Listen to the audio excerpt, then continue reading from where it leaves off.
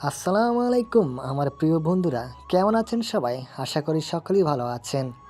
Voice of জান্নাতের চ্যানেলের পক্ষ থেকে আমি সুজন। আপনাদের কাছে ছোট্ট একটা অনুরোধ, কেউ পুরো গল্পটা না শুনে বাজে কমেন্ট করবেন না। আর হ্যাঁ, আমাদের যদি কোনো ভুল ত্রুটি হয়ে থাকে অবশ্যই ক্ষমা দৃষ্টিতে দেখবেন।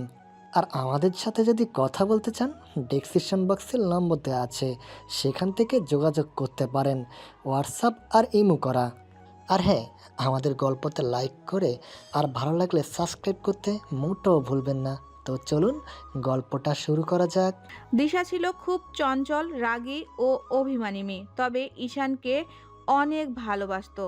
আর অন্যদিকে ঈশান হলো দিশার রাগ ভাঙানোর কারিগর। কারণ দিশা জানে ঈশান তার মন ভালো করার জন্য যাই ইচ্ছা তাই করতে পারে। এই জন্য একটুতেই অভিমান করত। আবার ঈশানের সামান্য বোকাতেই কেঁদে ফেলত সে। একবার দিশা ঈশানের সাথেও ফাইজলামি করেছিল। সে কলেজের একটা মেয়েকে বলেছিল যে ঈশান তাকে ভালোবাসে আর সে যেন ঈশানের আগেই তাকে প্রপোজ করে। এ ব্যাপারে সে নিজে সাহায্য করবে। মেয়েটি সেই কথা শুনে সবার সামনে ঈশানকে প্রপোজ করেছিল। মেয়েটা আবার কলেজের প্রফেসরের মেয়ে ছিল। ঈশান যখন তার প্রস্তাব প্রত্যাখ্যান করলো, মেয়েটা মিথ্যা অভিযোগ দিয়ে ঈশানকে মার খাওয়ালো। তখন ঈশান দিশাকে ইচ্ছে মতো বকেছিল। দিশা সেই জন্য তার ফোন ভেঙে ফেলে আর ঈশানের সাথে যোগাযোগ অফ করে দিয়েছিল। সেবার অনেক কাহিনী করে দিশার রাগ ভাঙিয়েছে সে। আবার একবার দিশা ঈশানের সাথে রাগ করে এক ছেলের সাথে মিথ্যা ভালোবাসার অভিনয় করেছিল, যাতে ঈশান জ্বলে পুড়ে ছাই হয়ে যায়। কিন্তু শেষে ছেলেটি সত্যি সত্যি তাকে ভালোবেসে ফেলে। দিশাকে পাওয়ার জন্য সে পাগল হয়ে যায়। শেষে গুন্ডা লাগিয়ে দেয় দিশাকে উঠিয়ে আনার জন্য।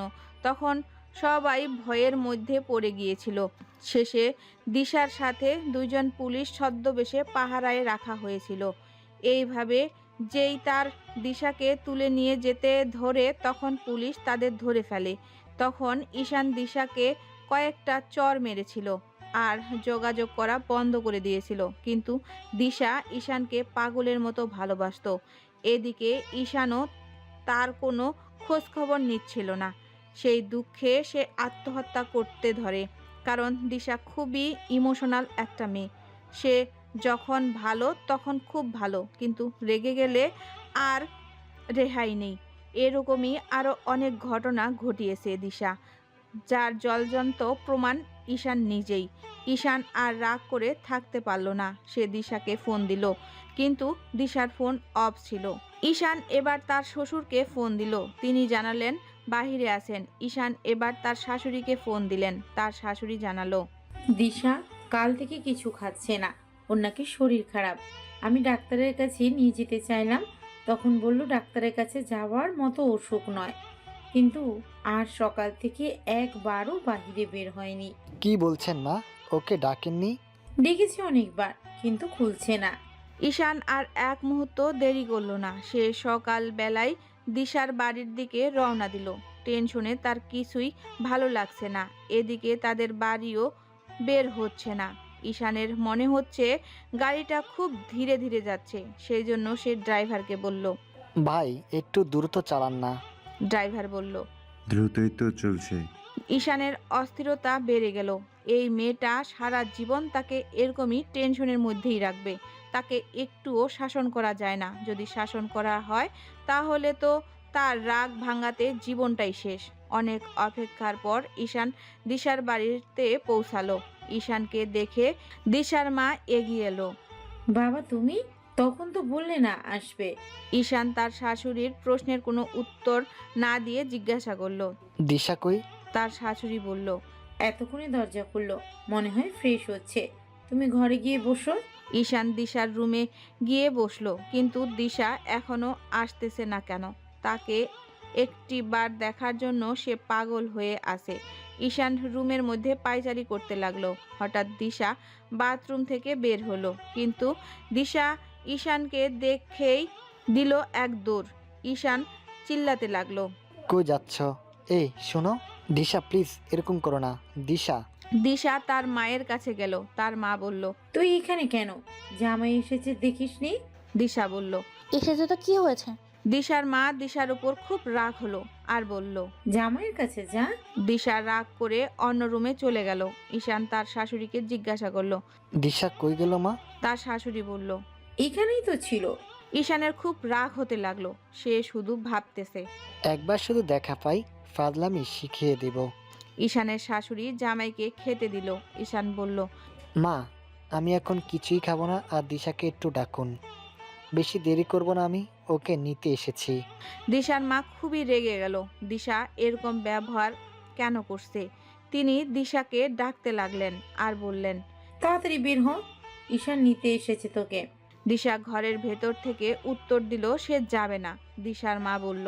তুই যদি এখন দরজা না খুলিস তাহলে কিন্তু দরজা একেবারে ভেঙে ফেলবো, আর তোর বেয়াদবি শিখিয়ে দেব। খোল বলছি। দিশা বলল। আগে ওকে চলে যেতে বলো। ও চলে না গেলে আমি কিছুতেই বের হব না, কারণ আমি ওর সাথে কোনো কথা বলতে চাই না, ওর মুখও দেখতে চাই না। আমি যাবো না বাড়িতে। দিশার মা ঈশানকে বলল। বাবা দেখো তো দরজাটা ভাঙা যায় কিনা। আজকে ওর একদিন কি আমার একদিন। বেশি আদর করে করে মাথায় উঠে গেছে। ঈশান বলল। মা, ওকে আর কিছু বলেন না, আমি চলে যাচ্ছি। ও না যেতে চাইলে আর কি করার আছে? আমার খুব ভয় হচ্ছিল, তাই ছুটে এলাম। দিশার মা এবার ভালো করে বলল। দীপা, বের হয়ে আয় বলছি, কিছুই বলবো না। এরকম করতেছিস কেন? দিশা বলল। আমি কিন্তু ওর সাথে যাবো না। দিশার মা বলল। ঠিক আছে। দিশা দরজা খুলে দিল, কিন্তু দরজা খোলার সাথে সাথেই দিশার মা দিশার দুই গালে ইচ্ছে মতো চর মারতে লাগলো। ফাজলামি করিস? এত বেয়াদব তুই কেমনে হইলি? ঈশান তার শাশুড়িকে আটকালো। মা, কি করছেন? ব্যথা পাচ্ছে তো। দিশার মা ঈশানকে বলল। বাবা, তুমি আজ একটা কথাও বলো না। তোমার জন্য সে আজ এমন হয়েছে। প্রথম থেকে যদি ওকে শাসনে রাখতাম, সে কিছুতেই এমন করতে পারতো না। এই বলে আবার চট দিল। ঈশান তার শাশুড়িকে থামালো, কিন্তু আজ দিশার মায়ের অনেক বেশি রাগ হচ্ছিল। মেয়ে মানুষের এত জেদ হবে কেন? এই বলে দিশার চুলের মুঠি ধরল। ঈশান দিশাকে এক ঝাটকায় তার মায়ের কাছ থেকে ছাড়িয়ে নিল আর শক্ত করে বুকে জড়িয়ে ধরল। মা, আপনি কি পাগল হয়ে গেছেন? খবরদার, ওর গায়ের আর একটাও হাত দিবেন না, অন্তত আমার চোখের সামনে না। আপনার চোখের আড়ালে আপনি আপনার মেয়ের সাথে যা ইচ্ছে তাই করতে পারেন।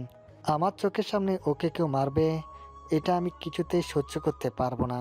তারপর ঈশান তার চুলগুলো ঠিক করে দিল, তার গাল বোলাতে লাগলো। তার শাশুড়ি না থাকলে হয়তো গাল দুটো একটু আদর করে দিত। দিশা ঈশানকে ঝাটকা দিয়ে ফেলে দিল। তুমি ধরছো কেন আমাকে? আজাইরার দরদ দেখাতে এসো? আমাকে মারুক কাটুক, তোমার কি তাতে? তুমি কি জন্য এসেছো এখানে? চলে যাও। আজ তোমার জন্য মা আমাকে মারলো। এই বলে আবার জোরে জোরে কাঁদতে লাগলো। তারপর তার রুমে চলে গেল। ঈশান দিশার পিছু পিছু গেল। দিশা বিছানায় শুয়ে কাঁদতেই আছে।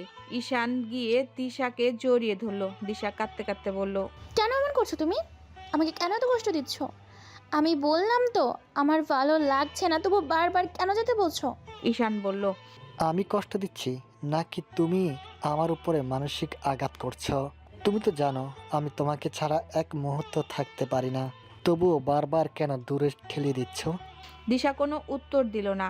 ঈশান দিশাকে তার পাশ করলো, কিন্তু দিশা আবার অন্য পাশ হলো। তাই আর তাকে বিরক্ত করলো না। দিশাকে জড়িয়ে ধরে শুয়ে থাকলো। ঈশান দিশাকে বলল।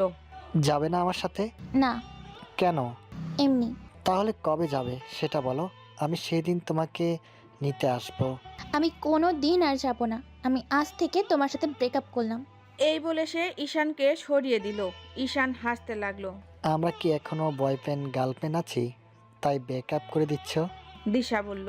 তাহলে সেটা করলে তোমার মুখ আর দেখতে হবে না, তোমার বাড়ি আর যেতে হবে না, আর তুমি জোর করে আমাকে ধরতেও পারবে না, সেটাই করব। ঈশান দিশার মুখে হাত দিল। কি বলছো এইসব? এসব কথা বলা ঠিক না। ঠিক আছে, তুমি যদি আমাকে ছাড়া ভালো থাকো তাহলে আর আসবো না তোমার কাছে। তবে এইসব আজে বাজে কথা কখনোই বলবে না, কারণ আমাদের মাঝে ঝগড়া হবে, রাগ থাকবে, অভিমান থাকবে, দূরত্বও থাকবে, কিন্তু কেউ কাকে ছেড়ে যাওয়ার কথা জীবনও ভাববো না। আমাকে যখন একটুও সহ্য হচ্ছে না তাহলে আমি আর আসবো না। তোমার যেদিন ইচ্ছা করবে সেদিন যেও। কোনো দিনও আর ইচ্ছে করবে না। ঈশান আর কোনো কথা বলল না। সে দিশাকে জোর করেই জড়িয়ে ধরল আর বলল, এত রাগ কই থেকে আসে? রাগটা একটু কম করা যায় না? ছাড়ো আমাকে, আর আমার রাগ কখনো কমবে না। তাই চ্যালেঞ্জ করছো? কিসের আবার চ্যালেঞ্জ? ঈশান দিশাকে বলল, আমার চোখের দিকে তাকাও আর বলো, আমি চলে গেলে তুমি খুব খুশি হবে? তাহলে সত্যি বলছি, আর আসবো না কখনো। বলবো না। আজ বলতেই হবে তোমাকে। দিশা উঠে যেতে ধরল। ঈশান তাকে আবার টেনে আনলো কাছে। আবার ধরছো কেন? তুমি আর আমাকে ধরতে পারো না, আমি আর তোমাকে ধরতে দিব না। ঈশান ছেড়ে দিল দিশাকে। ঠিক আছে, নো দরাদরি, নো ছাড়াছাড়ি, অন্যি গহীন বাড়ি। এখন একটু রেডি হয়ে দেখি, তাড়াতাড়ি চড়তে হবে গাড়ি, বউ যাবে তার শ্বশুর বাড়ি। তো নো কান্নাকান্দি পাগলি, আর চলবে ভালোবাসাবাসি, আর বাকিটা বলবো গিয়ে বাড়ি। এখন রেডি হও তাড়াতাড়ি, করো না আর আরি। আমি যে তোমায় বড্ড ভালোবাসি, তোমার মা যে তোমাকে মারলো তার জন্য very very sorry. Love you আমার জান পাখি। এখন কি তোমাকে একটু ধরতে পারি? দিশা সেই কথা শুনে হাসতে লাগলো। এসব কি বলছো তুমি? পাগল হয়েছো নাকি? আরও বলবো? না, দরকার নেই। আমি এখন রেডি হতে যাচ্ছি। এত তাড়াতাড়ি রাগ কমে গেল? একটুও কমেনি। আর আমি রাগ করেই তোমার বাড়ি যাচ্ছি, কারণ মা আমাকে কেন এতগুলো মারলো, কি কারণে মারলো, তাই আমি ঠিক করেছি আর এই বাড়িতে আসবো না। ঈশান দিশাকে আবার জড়িয়ে ধরল আর বলল, মাকে যেন এসব কথা বলো না, অনেক কষ্ট পাবে। তাছাড়া তুমি যা শুরু করেছিলে, আমাকে তো চট দেওয়ার ইচ্ছে করছিল। মারো, এখন মারো। এই বলে ঈশানের হাত দুটি ধরে তার গালে চড় দিতে লাগলো। কি করছো? আমার বউ কি পিকনিক খাওয়ার জন্য নাকি? শুধু আদর আর ভালোবাসার জন্য, আর কিছু না। এরপর থেকে যে পিকনিক দিবে আমি তার উপরে অনেক রেগে যাব, ঠিক আছে? দিশার রাগ কিছুটা কমছে। ঈশান দিশার কপালে একটা কিস করলো আর বলল, তুমি যে বড়দের মুখের উপরে তর্ক করো তার কি হবে? বড়রা কোনো কথা বললে চুপ করে শুনবে। যদি চুপ করে থাকতে না পারো তাহলে ঘরে এসে সেগুলো আমাকে এসে বলবে, যা মন চায়। কিন্তু আমার বাবা মা বোন আর ফ্যামিলির কারো সাথেও যেন তর্ক করতে না দেখি। দিশা চুপ করে থাকলো। কি হলো, কিছু তো বলো। আমি কিছু বললেই সেটা অপরাধ হয়ে যায়, তাই আজ থেকে কোনো কথাই বলবো না কারোর সাথে। এটাও একটা বেয়াদবি।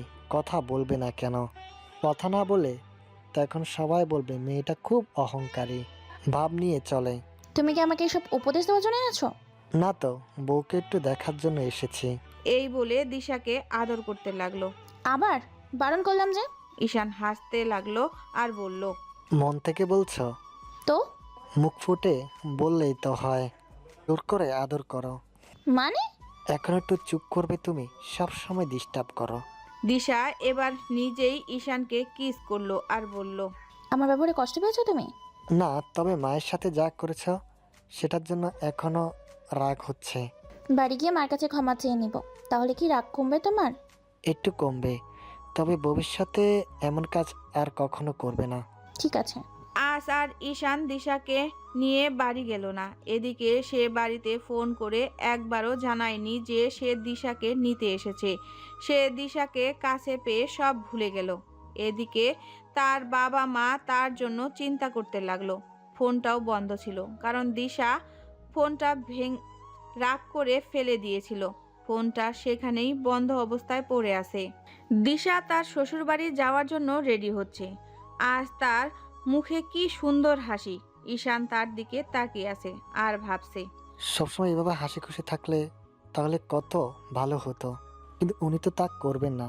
সামান্য কিছু একটা হলেই ঝগড়া শুরু করে দিবেন, একটুতেই কেঁদে ফেলবেন, আর আমাকে শুধু শুধু টেনশনে ফেলে দিবেন।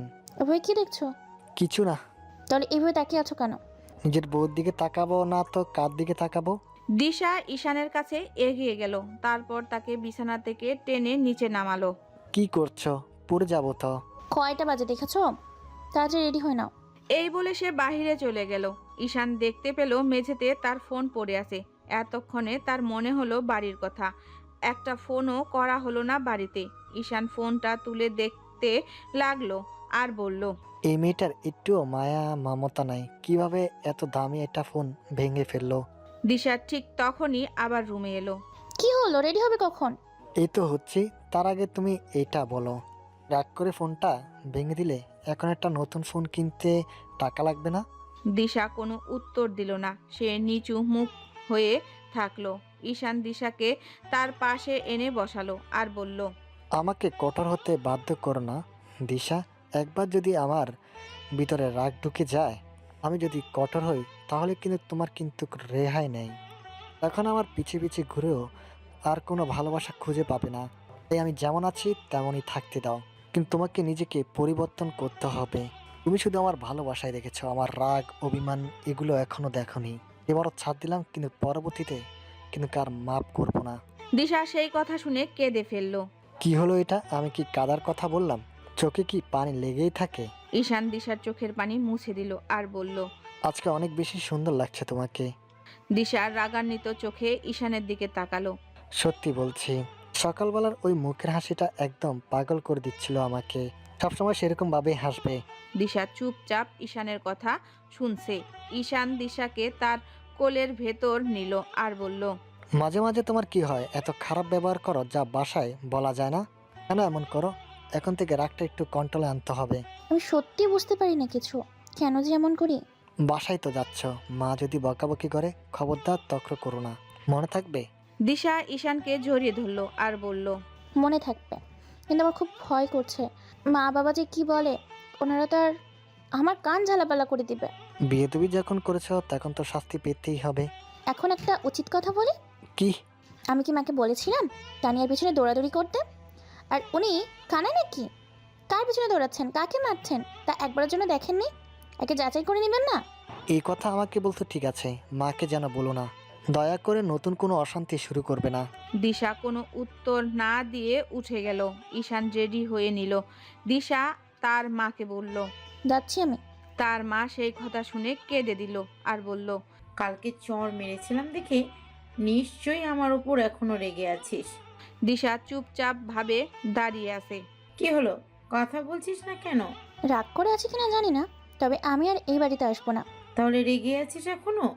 রাগ করে থাক আর অভিমান করেই থাক, একটা কথা মনোযোগ দিয়ে শোন। ঈশানের সাথে কোনো খারাপ ব্যবহার করবি না আর। ওরকম ছেলে জীবনেও আমি দেখিনি। তোরা এত অত্যাচার সহ্য করেও কিভাবে হাসি মুখে থাকে বুঝি না। আর তোর শ্বশুর শাশুড়ির সাথে কোনো বেয়াদবি করবি না, মনে থাকবে? দিশা চুপচাপ ভাবে দাঁড়িয়ে আছে। দিশা কোনো উত্তর না দিয়ে রাগ করে গাড়িতে গিয়ে বসলো। তার আজ খুব খারাপ লাগছে। কেন তাকে এত বোঝাতে হবে? একদিকে ঈশান বুঝাচ্ছে, আবার অন্যদিকে তার মা। সে কি এতই খারাপ? তাকে কেউ ভালো বলছে না? সে মনে মনে প্রতিজ্ঞা করলো যে নিজেকে এবার পাল্টিয়ে ফেলবে। ঈশানের মুখের উপর আর কোনো কথা বলবে না। তার অনেক সেবা করবে। ঈশানকে অনেক বেশি ভালোবাসবে, যেমন করে ঈশান তাকে ভালোবাসে। দিশা আর ঈশান বাড়ি চলে গেল। দিশার মা অপলক দৃষ্টিতে তাকিয়ে রইল যত দূর চোখ যায়। দিশা আর ঈশান বাড়ি পৌঁছে দেখে তার বাবা সোফায়, তার মা চেয়ারে আর তার বোন দাঁড়িয়ে আছে। তাদেরকে দেখে কেউ কোনো কথা বলল না। তারা সবাই রুমে চলে গেল। ঈশান হাঁ করে তাকিয়ে রইল, কিছুই বুঝতে পারল না। ঈশান তার মাকে বলল। মা, যাচ্ছ কেন? তার মা কোনো উত্তর দিল না। ঈশান তানিয়ার মাথায় একটা গাঁট্টা মেরে বলল, কি হয়েছে রে, সবাই চলে গেল কেন? সবাই রাগ করে আছে। তুই যে ভাবিকে আনতে যাবি তা সবাইকে বলে যাবি না? এদিকে আবার ফোনটাও বন্ধ করে রেখেছিস। খালা আর খালু কাল সারা রাত ঘুমায়নি, পুলিশে রিপোর্ট পর্যন্ত করেছে। আমার ফোনটা নষ্ট হয়ে গিয়েছিল, তাই যোগাযোগ করতে পারিনি। তার মা কোনো কথা বলল না। ঈশান তানিয়ার মাথায় একটা টোকা দিল। হঠাৎ তানিয়ার চোখ দিশার দিকে গেল। সে এই প্রথমবার দিশাকে সরাসরি দেখছে, কিন্তু তানিয়ার মনে হলো দিশাকে সে আগে কোথাও দেখেছে। সে ঈশানকে বলল। তোর বউকে চেনা লাগছে কেন? কই যেন দেখেছি। ঈশান বলল। মাথা মোটা কথাকার, সেদিন যে ভিডিও কলে কথা বললি তাই হয়তো চেনা চেনা লাগছে। না না, ভাবি কি আমি কোথায় যেন দেখেছি। মানে কি? দেখতেই পারিস, তো কোনো মার্কেট বা রাস্তাঘাটে দেখেছিস? কি জানি, মনে করতে পারছি না। আচ্ছা, তোর এক্স গার্লফ্রেন্ডটা কি বিয়ে করেছে? তা আমি কি করে জানবো? আমি কি ওর খোঁজ রাখি নাকি? দিশা বলল। গার্লফ্রেন্ড? তোমার গার্লফ্রেন্ড ছিল? কে সে? আমি তো জানি না। ঈশানের এবার খুব রাগ হলো। সামান্য ব্যাপারটা দিশা বুঝতে পারছে না। দিশাই তো তার গার্লফ্রেন্ড, সে তো তার কথাই বলছে। তানিয়ার সামনে তাকে বুঝাতেও পারছে না। ঈশান দিশাকে বলল। তুমি ঘরে গিয়ে ফ্রেশ হয়ে নাও। আগে তো বলনি তোমার গার্লফ্রেন্ড ছিল। তানিয়া বলল। ভাবি, তুমি জানো না ঈশান ভাইয়ের গার্লফ্রেন্ডের কথা? না তো। তানিয়া বলল। টানা 5 বছর ধরে রিলেশন করেছে। এক নম্বরে চিটার তোমার স্বামী, তাকে বাদ দিয়ে তোমাকে বিয়ে করেছে। ঈশান তানিয়াকে বলল। এমন মার দিব না তোকে। আমাকে চিটার বললি কেন? চিটারকে চিটার বলবো না? তুই তো জানিস আমি আমার মায়ের কথা সবার আগে শুনি। মা যেটা সিদ্ধান্ত নিয়েছে সেটাই আমি মেনে নিয়েছি। তোর মা তো প্রেম করতেও বারণ করেছিল, তবুও করেছিলি কেন? তখন মনে ছিল না মায়ের কথা? বিচারি মেয়েটা যে এখন কি করছে কে জানে। আর তুই দিব্যি বউ নিয়ে আনন্দে আছিস। তুই কি চাস আমি দিশার সাথে সারাক্ষণ ঝগড়া করি? না না, সেটা বলিনি। 5 বছরের সম্পর্ককে তুই কি করে ভুলে গেলি সেটাই ভাবছি। দিশা এতক্ষণে বুঝতে পারল, তাই সে বলল। অতীত তো অতীতই, তা নিয়ে আমার কোনো মাথা ব্যথা নেই। এখন সে আমাকে বিয়ে করেছে, তাই আমি ওর গার্লফ্রেন্ড, আমিই ওর বউ, বুঝেছ? আর কখনো এই ব্যাপার নিয়ে কথা বলবে না। ঈশান দিশার দিকে তাকিয়ে রুমে চলে গেল। দিশা তানিয়াকে বলল। আমিও যাই, পরে কথা হবে। দিশাও রুমে গেল। তানিয়া মনে মনে বলতে লাগলো। ভাবলাম 5 বছরের রিলেশনের কথা শুনে রেগে যাবে, কিন্তু কিছুই তো হলো না। এত স্বাভাবিকভাবে ব্যাপারটা মেনে নিল কিভাবে? আচ্ছা, ওসব না হয় বাদই দিলাম, কিন্তু দিশাকে আমি এর আগেও দেখেছি, এটা সত্যি। কিন্তু কোথায় দেখেছি? ধুর শালা ব্রেন, এত ধীরে ধীরে যে কেন কাজ করছে? তাড়াতাড়ি কাজ কর আমার প্রিয় ব্রেন, আমার ভালোবাসার ব্রেন। এই বলে সে চোখ বন্ধ করে মাথাটা টোকা দিচ্ছে আর ভাবতেছে। ইরা এসে দেখে তানিয়া কেমন জানি করছে। সে জিজ্ঞাসা করলো। কি করছিস তুই? তানিয়া ওই অবস্থায় বলল। আমার ব্রেন ওয়াশ করছি। মানে কি, পাগল টাগল হলি নাকি? হতেই পারি। সেদিন যে হারে তোমার মা আমার পেছনে দৌড়াইছে, এখনো মনে হলে ভয় করে আমার। রাতে এখন প্রতিদিন স্বপ্নে দেখি খালাকে। কি কি দেখিস স্বপ্নে? খালা একটা লাঠি নিয়ে আমার পিছু পিছু দৌড়াচ্ছে, আর আমি তার হাত থেকে নিজেকে বাঁচানোর জন্য কখনো নদীতে ঝাঁপ দিচ্ছি, কখনো আবার আকাশেই উড়ে যাচ্ছি। কাল তো কুয়ার মধ্যেই ঝাঁপ দিয়েছিলাম। ইরা হাসতে লাগলো। আপা হেসো না, সত্যি বলছি। মনে হয় বুদ্ধিটা আগের চেয়ে অনেক কমে গেছে। খালা যে কেন এত বড় একটা ভুল করলো? ইরা তানিয়ার মাথায় জোরে করে টোকা দিল আর বলল। এসব পাগলামির কথা বাদ দিয়ে খাবার দে, ক্ষুধা লাগছে। আর এসব কেন দেখিস জানিস? কেন? সারাক্ষণ মোবাইলে গেম খেলিস, আবার ভূতের মুভি দেখিস, সেই জন্য। হঠাৎ তানিয়া চিৎকার দিয়ে উঠল আর ইরার গালে চুমু খেয়ে বলল। আপা তুমি একটা জিনিয়াস। মানে?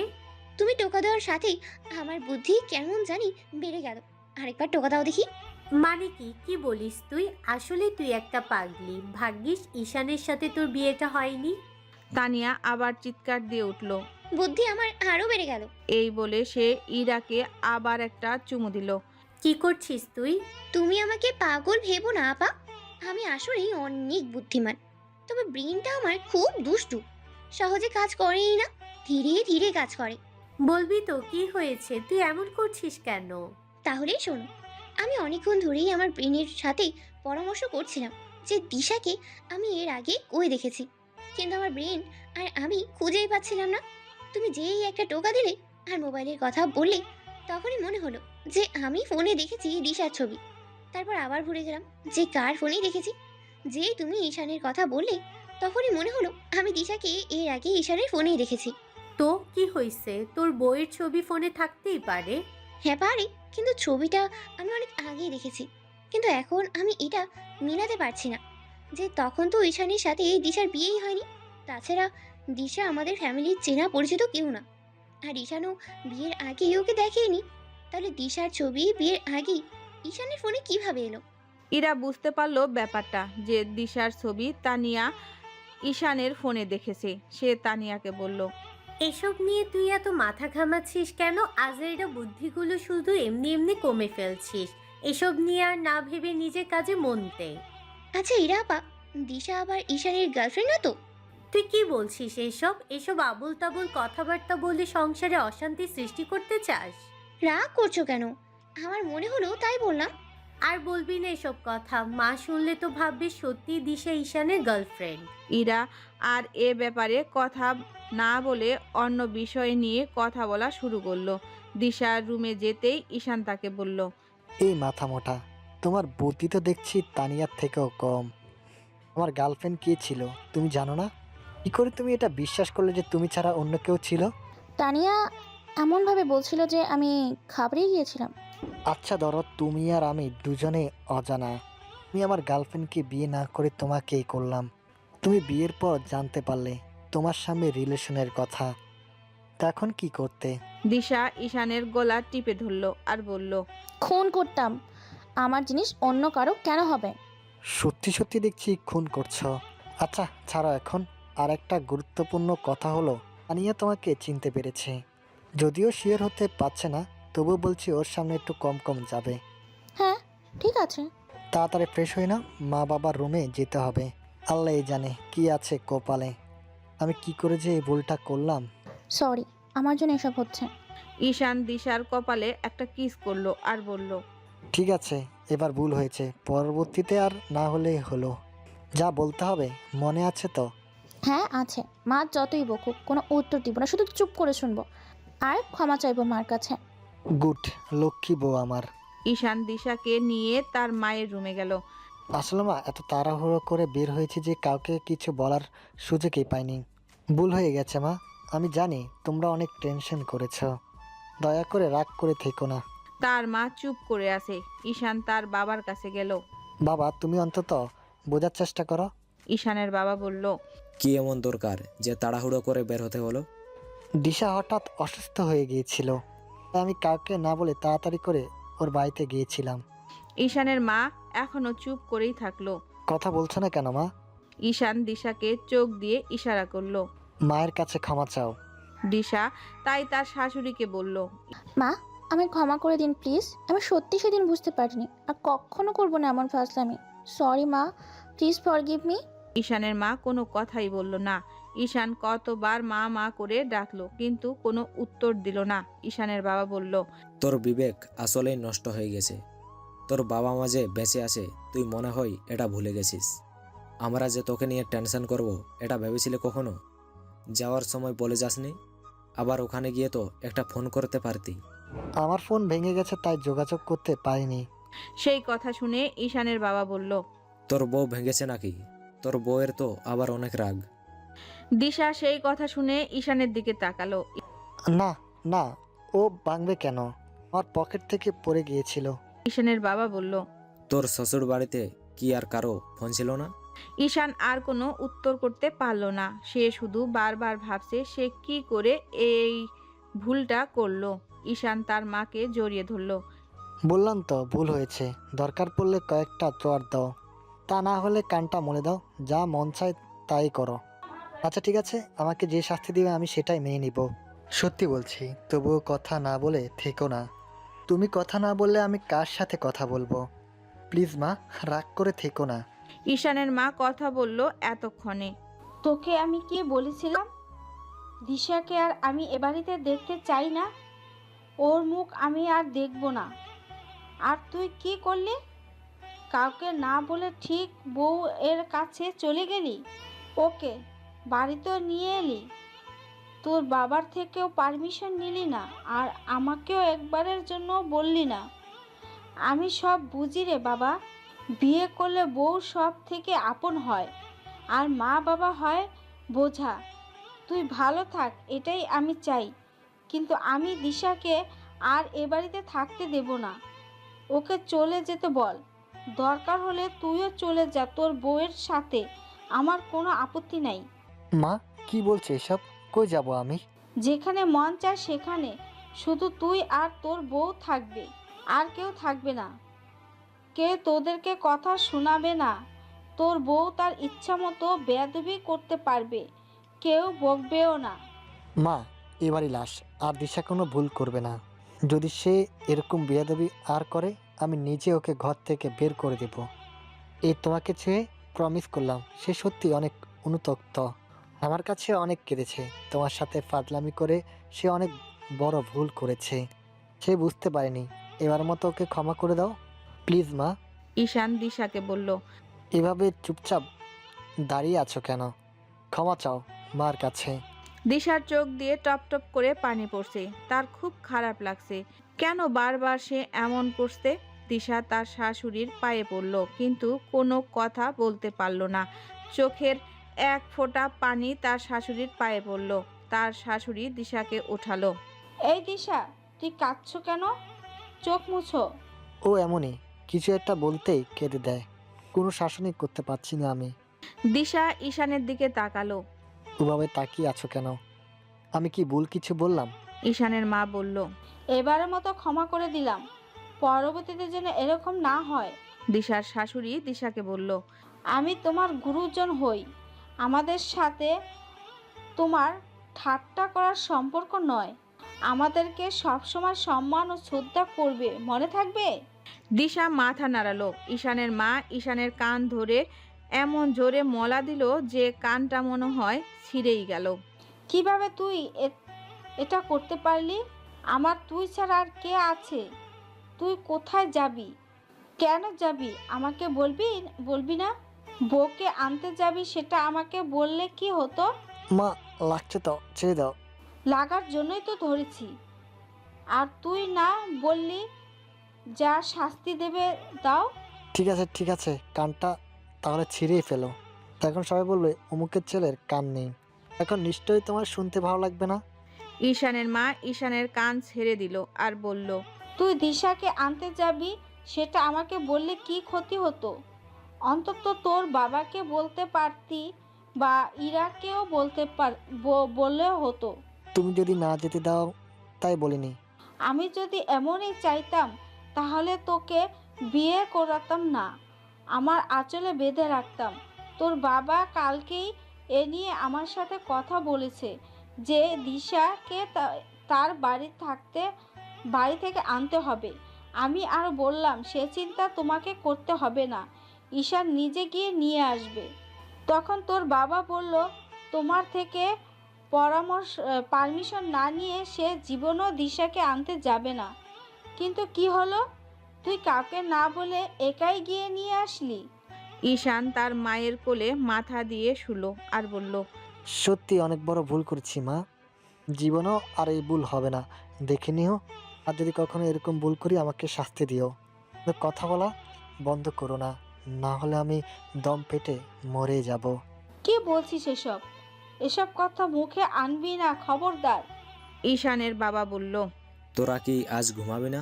দিশা মা রুমে যাও। ঈশান, তুইও যা। ঈশান বলল। বাবা, আজকে আমি মায়ের কোলে ঘুমাবো, তোমরা চলে যাও সবাই। ঈশানের মা বলল। তোর বউ আবার রাগ করবে, যা ঘরে যা। দিশা বলল। রাগ করবো কেন? সেই কথা বলে দিশার রুমে চলে গেল। ঈশানের মা বলল। তোর বউ কিন্তু রাগ করে চলে গেল, যা ঘরে যা। রাগ করলে করুক, আজকে আমি এখানে থাকবো, তোমার কোলে ঘুমাবো। তুমি চুলগুলো বুলিয়ে দাও। ঈশানের বাবা তাই রুমের ভেতরে যে সোফা আছে ওখানেই শুয়ে পড়ল আর ঈশান তার মায়ের কোলে। তার মা আজ অনেক খুশি হলো তার ছেলেকে নিয়ে, সেই জন্যই তো তার গর্বের শেষ নেই। এরকম ছেলে পাওয়া আসলেই ভাগ্যের ব্যাপার। দিশার রুমে এসে শুয়ে পড়ল, কিন্তু তার কিছুতেই ঘুম ধরছে না। তবুও ঘুমানোর চেষ্টা করলো, কিন্তু সে এমন একটা খারাপ স্বপ্ন দেখলো যার কারণে তার ঘুম আসলো না। সে উঠে বারান্দার দিকে গেল। চারিদিকে অন্ধকার আর নীরবতা। কোনো এক অজানা ভয় তার মন প্রাণ সংকুচিত হয়ে আছে। এদিকে তার শুধু বারবার ঈশানের কথা মনে হচ্ছে, কারণ ঈশান যেভাবে আজ বলল যে আর কোনো ভুল ত্রুটি হলে তাকে সে নিজেই বাড়ি থেকে বের করে দিবে। দিশা ভাবতে লাগলো যদি হয় সে ইচ্ছাকৃতভাবে না করলেও কিন্তু তার অজান্তেই যদি হয়ে যায়, কি হবে তার? ঈশান কি সত্যি তার সাথে এমন করবে? দিশা আনমনেই বারান্দার রেলিং ধরে দাঁড়িয়ে আছে। হঠাৎ ঈশান তাকে পেছন দিক দিয়ে জড়িয়ে ধরল আর বলল। এখানে একা একা কি করছো? দিশা কোনো উত্তর দিল না। কি হলো? তবুও সে চুপ করেই আছে। ঈশান এবার দিশাকে ঘুরিয়ে তার মুখ করল।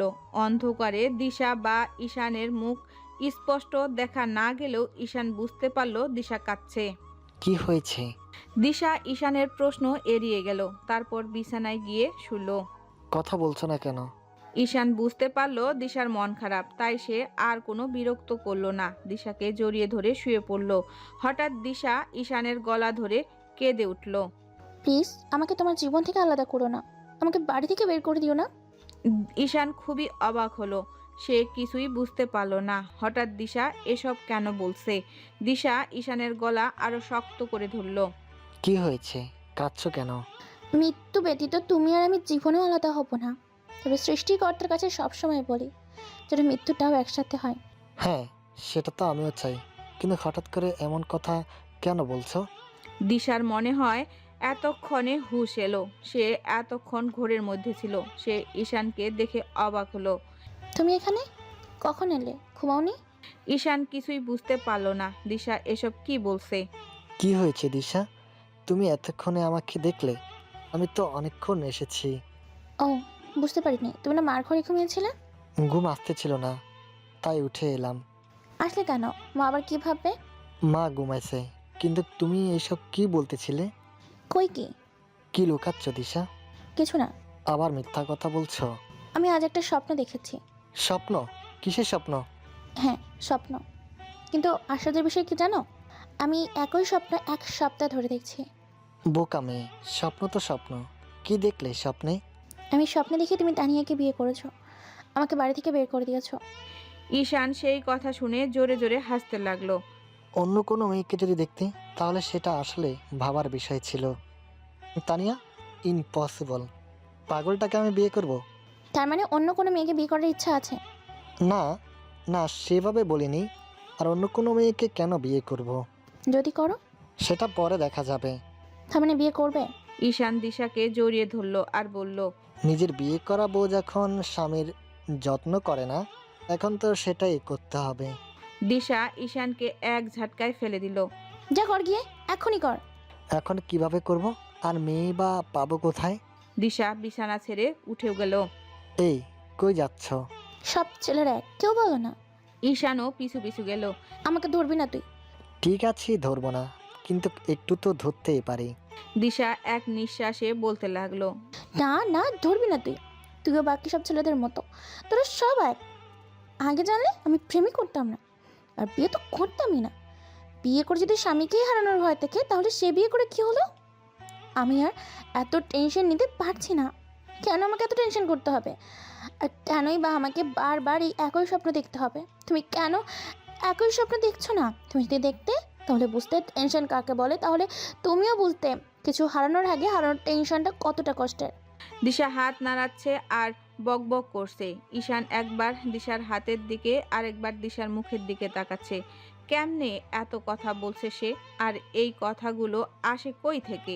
মেয়েটা ইচ্ছে করলে খুব ভালো একজন ধারাভাষ্যকতা হতে পারত, যেভাবে এক নিঃশ্বাসে ভাষণ দেয়।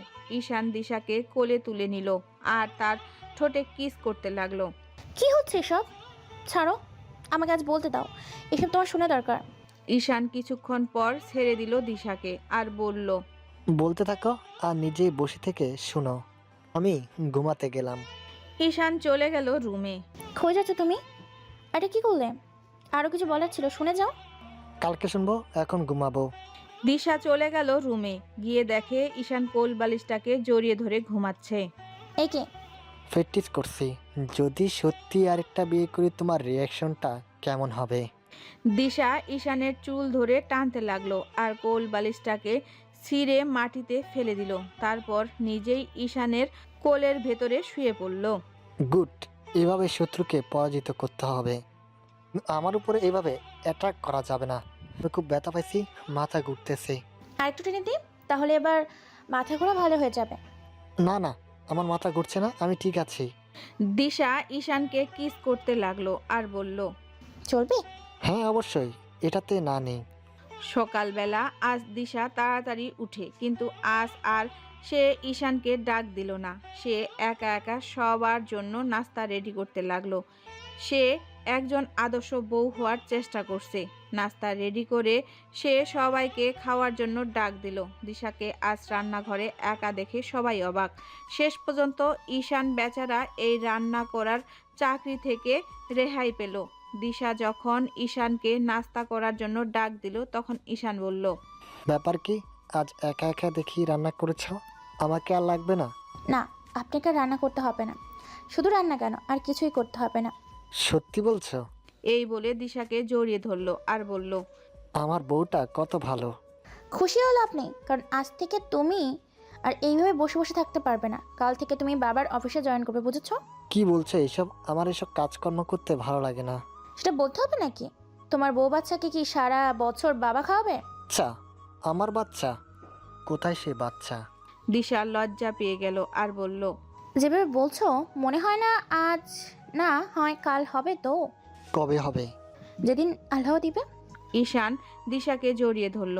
ইনশাল্লাহ খুব শীঘ্র হবে। দিশা সব দিক দিয়েই নিজেকে পাল্টানোর চেষ্টা করতে লাগলো। এখন দিশাকে সবাই অনেক ভালোবাসে, ঈশানও অনেক খুশি। এভাবেই চলছিল, কিন্তু ইদানিং দিশার প্রতিটা কাজে শুধু ভুল হতে লাগলো। চায়ে লবণ দিচ্ছে, তরকারিতে চিনি দিচ্ছে, কোনোদিন ঝাল বেশি হচ্ছে, আবার কোনোদিন লবণ হচ্ছে বেশি। প্রথম প্রথম সবাই এটাকে মেনে নিল, কারণ এটা হতেই পারে। কিন্তু যখন এরকম প্রতিদিন হতে লাগলো, তখন কেউ আর সেটা মানতে পারলো না। তার শাশুড়ি সেই জন্য ইদানিং দিশাকে বকা শুরু করলো। ঈশানও বুঝতে পারছে না কিছু, দিশা কেন এরকম করছে। সে শুধু বারবার দিশাকে জিজ্ঞাসা করছে, কি হলো, তুমি কি ঠিক আছো? দিশা বলল, হ্যাঁ ঠিক আছে। একদিন দিশা রান্না করতেছিল, হঠাৎ সে লক্ষ্য করলো মেঝেতে তেল পড়ে আছে। সে নিজেও বুঝতে পারলো না কিভাবে তেলগুলো পড়ে গেল। সে তেলগুলো পরিষ্কার করার জন্য ন্যাকড়া খুঁজতে ঘরে যায়। এদিকে ঈশানের মা রান্নাঘরে আসতেই ধপাস করে পড়ে যায়। এজন্য তিনি পায়ে একটু আঘাত পান। ঈশান দিশার উপর খুব রেগে যায়। কাজ করার সময় মন কোথায় থাকে? এত অমনোযোগী কেন তুমি? আমি নিজেও জানি না তেল পড়লে কিভাবে। নিজেকে বাঁচানোর জন্য মিথ্যা বলছো? তুমি এটা বলতে পারলে? ঈশানের মা বলল, ঠিক আছে, ওকে বকছিস কেন? ও কি ইচ্ছে করে ফেলছে নাকি? দিশা ঈশানের কথায় খুব মন খারাপ করেছে। তার সাথে কথা পর্যন্ত বলে না।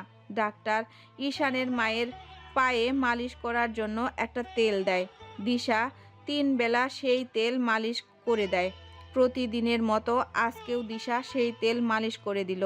তারপর ঘরে চলে গেল। ঈশান রুমে আসে। দিশা ঈশানকে দেখে এড়িয়ে যেতে লাগলো। ঈশান তা দেখে বলল, আর কতদিন এভাবে নিজেকে এড়িয়ে চলবে? এবার অন্তত রাগটা তো কমাও, যা হওয়ার তো হয়েছেই। দিশা কোনো কথা বলল না। ঈশান দিশাকে বলল, ভাবতেছি এবার কোথায় একটা ঘুরতে যাব। এই বাড়িতে কেন জানি আর ভালো লাগছে না। তাছাড়া এই বাড়িতে থেকে কি লাভ? বউ একটু আদর করে না। মনে হচ্ছে ভালোবাসা সব শেষ হয়ে গেছে। দিশা এবারও কোনো কথা বলল না। সে বাইরে চলে গেল। হঠাৎ তার শাশুড়ি চিৎকার করে উঠল, বাবারে, মরে গেলাম, বাঁচাও আমাকে। দিশা দৌড়ে তার শাশুড়ির রুমে আসলো। এদিকে তার শাশুড়ি চিৎকার করতেই আছে। তার শাশুড়ি বলল, তাড়াতাড়ি ঈশানকে ডাক দাও, আমি মরে গেলাম। আমার যা পা জ্বলছে, আমার পা পুড়ে যাচ্ছে। দিশা ঈশানকে ডাক দিল। দেখো তো মার কি হচ্ছে, চিৎকার করছে কেন এত? ঈশান আসার সাথে সাথে তার মা অজ্ঞান হয়ে পড়ে যায়। ঈশান তাড়াতাড়ি করে তার মাকে ডাক্তারের কাছে নিয়ে যায়। ডাক্তার ঈশানের মায়ের পরীক্ষা নিরীক্ষা করছে। হঠাৎ ঈশানও চিৎকার দিয়ে উঠল, কারণ তারও হাত জ্বলছে। ডাক্তার ঈশানেরও ট্রিটমেন্ট শুরু করে দিল। ঈশানের বাবা শোনা মাত্র পাগলের মতো ছুটে এলো। ডাক্তার কিছুক্ষণ পরীক্ষা নিরীক্ষা করে জানালো যে তার মায়ের পায়ে যে তেলটা মাখানো হতো সেটার ভেতরে বিষাক্ত কেমিক্যাল পটাশিয়াম সায়ানাইড পাওয়া গেছে। ঈশানের বাবা বাসায় ফোন করে জানিয়ে দিল যে বোতলটা যেন কেউ না ধরে। হঠাৎ ঈশানের মনে হলো দিশার কথা, কারণ সেই তো এই তেল তার মায়ের পায়ে মালিশ করে দিয়েছিল। তাহলে দিশা ঠিক আছে তো? ঈশান বেড থেকে উঠতে ধরলো আর বলল, আমার বউকে একটু চেক আপ করতে হবে, কারণ ও এই তেল মালিশ করে দিচ্ছিল। ডাক্তার বলল। ও মাই গড, তাড়াতাড়ি ওনাকে কেউ ডেকে আনুন। ঈশানের বাবা ঈশানকে বলল। তুই এখানেই থাক, আমি ডেকে আনছি দিশাকে। ঈশানের বাবা দিশাকেও হসপিটালে আনলো। ডাক্তার পরীক্ষা করে দেখলো দিশা ঠিক আছে। ডাক্তার তো নিজেই কিছুটা অবাক হলো। এটা কি করে সম্ভব? দিশার কিছু হলো না কেন? দিশা তখন বলল, আমি আজ হ্যান্ড গ্লাভস পরে তেল মালিশ করেছি, সেই জন্য হয়তো আমার কিছু হয়নি। তখন ইরা বলে উঠল, তুমি তো খালি হাতে তেল মালিশ করে দাও, তা আজ হঠাৎ হ্যান্ড গ্লাভস পরে তেল মালিশ করলে কেন? মানে কি, তুমি কি আমাকে সন্দেহ করছো? সন্দেহ করছি না, তোমাকে জিজ্ঞেস করছি কেন আজ হ্যান্ড গ্লাভস পরেছিলে। ঈশান এবার রাগ হলো। মা অসুস্থ আর তোরা ঝগড়া করছিস? ইরা বলল, তুই চুপ কর, তুই কোনো কথা বলবি না। মা অসুস্থ কেন হলো সেটা ভেবে দেখেছিলি কখনো? আর এই পটাশিয়াম সায়ানাইড তেলের ভিতর কিভাবে এলো? আমি আরো বেশি অবাক হচ্ছি, তোর বউ কি আগে থেকে জানতো যে আজ তেলে পটাশিয়াম সায়ানাইড আছে, তাই সে হ্যান্ড গ্লাভস পরে তেল মালিশ করলো? দিশা এবার কথা বলে উঠল, তুমি সব কি বলছো?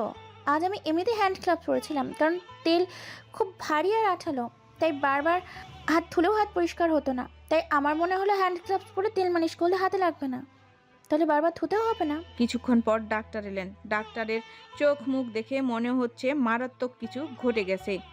সবার ভয় হতে লাগলো। ঈশানের মায়ের রিপোর্ট দেখে ডাক্তার নিজেই কেঁদে ফেললেন। তিনি কথা বলতে পারছিলেন না।